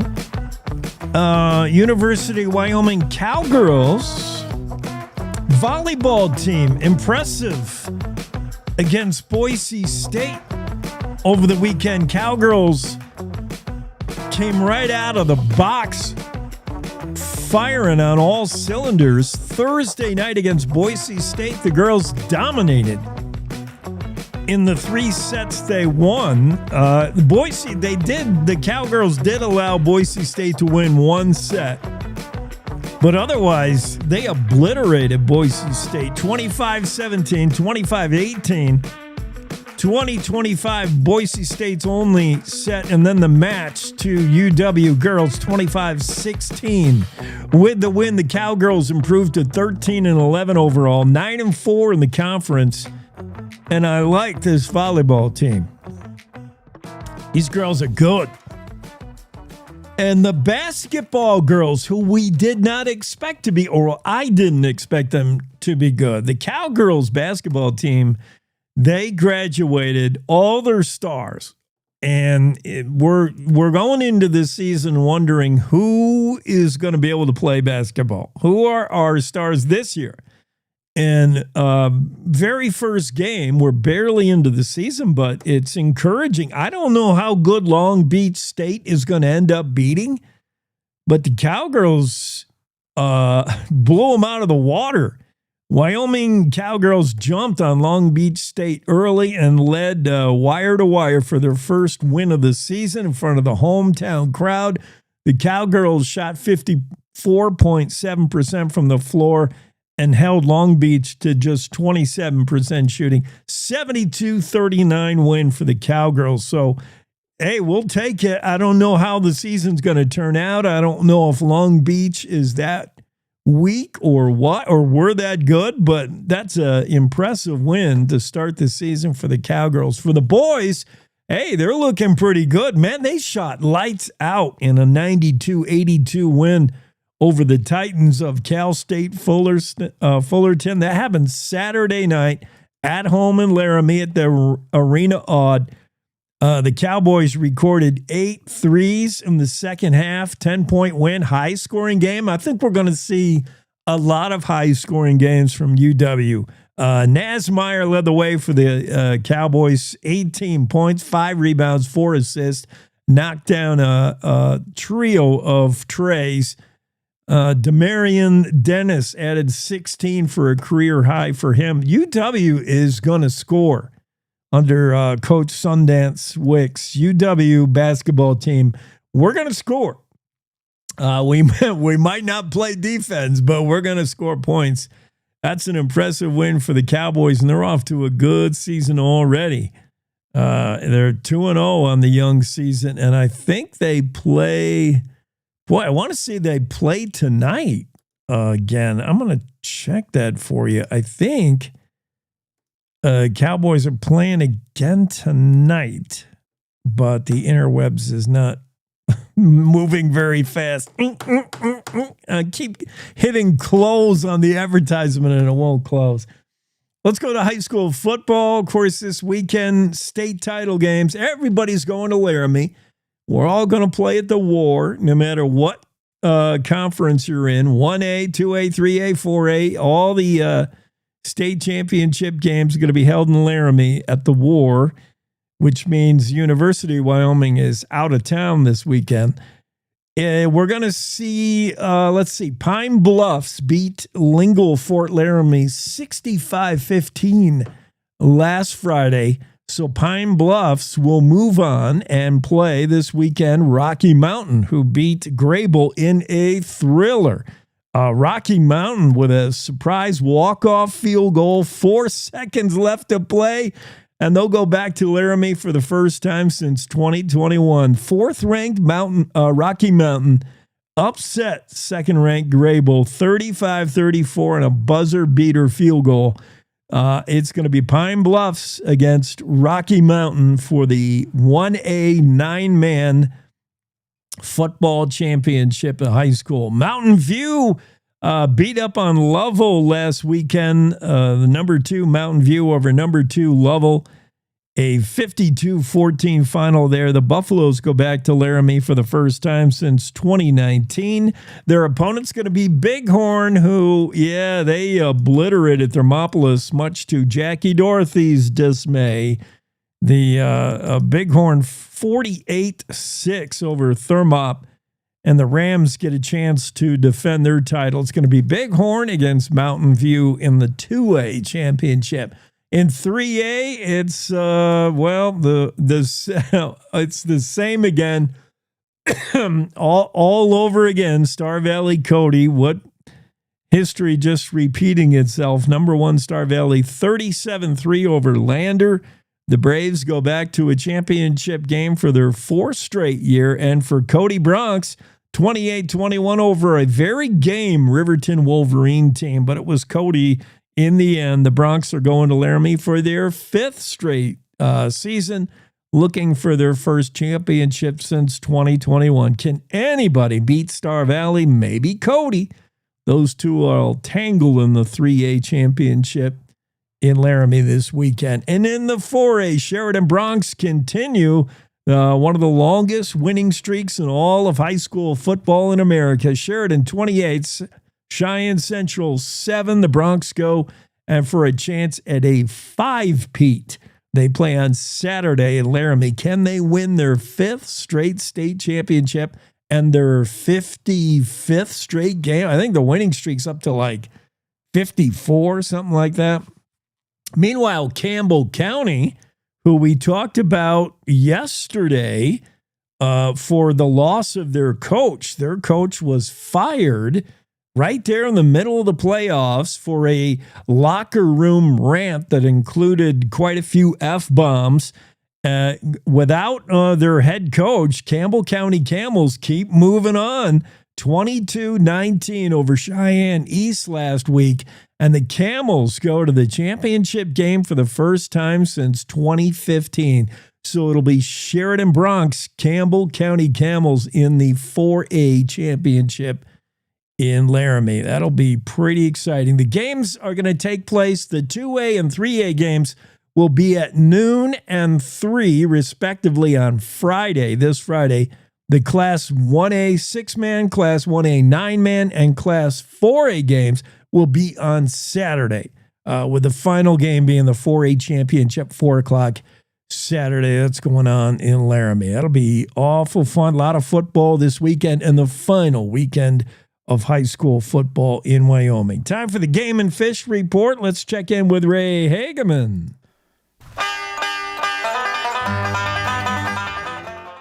Youth pheasant hunting in the Sheridan region starts this weekend, and pheasant stalking also begins in the Sheridan region. I'm Ray Hageman. Details next on the Wyoming Outdoorsman. Stay tuned. Youth hunters have the opportunity to hunt pheasants at 2 popular annual events in the Sheridan region, the Bud Love Youth Pheasant Hunt and the Fort Phil Kearney Family Pheasant Hunt. The 10th annual youth-only pheasant hunt on the Bud Love Wildlife Habitat Management Area near Buffalo will be Saturday, November 15th. Pheasant hunting that day is restricted to youth only on all lands contained within the Bud Love Wildlife Habitat Management Area. Adult hunters can access Bud Love WHMA that day to hunt other species or assist youth hunters, but they may not hunt pheasants. Youth hunters are defined as ages 17 and under. There is no limit on the number of youth hunters allowed at the WHMA on that day, and they can come and go throughout the day. Resident hunters under the age of 14 do not need a bird license or a conservation stamp, but they must be accompanied by an adult. That adult is not allowed to take pheasants that day. Non-resident youth are welcome too, but regulations do differ for resident and non-resident hunters, so be sure to refer to the 2025 Upland Game Bird and Small Game Regulation booklet or contact the Sheridan Regional Office for more details. All hunters, regardless of age, are required to have a pheasant special management stamp. It's $15.50 and available online or at a Wyoming Game and Fish office and licensed selling agent. Participating youth hunters must have successfully completed a hunter safety course or be eligible for an exemption outlined in the regulation booklet. The Sheridan Bird Farm began stocking pheasants at the end of October. More than 15,000 pheasants were raised at the bird farm this year, and regular stocking will take place at multiple release sites throughout the season in Sheridan, Johnson, Bighorn, and Fremont counties. As a reminder, a pheasant special management stamp is required for hunting pheasants at some designated release sites. So, be sure to consult the 2025 Upland Game Bird Regulations for details. The stamp can be purchased online or, again, at any Game and Fish regional office or licensed selling agent. This has been the Wyoming Outdoorsman, brought to you by the Wyoming Game and Fish Department. Thanks for listening. I'm Ray Hageman.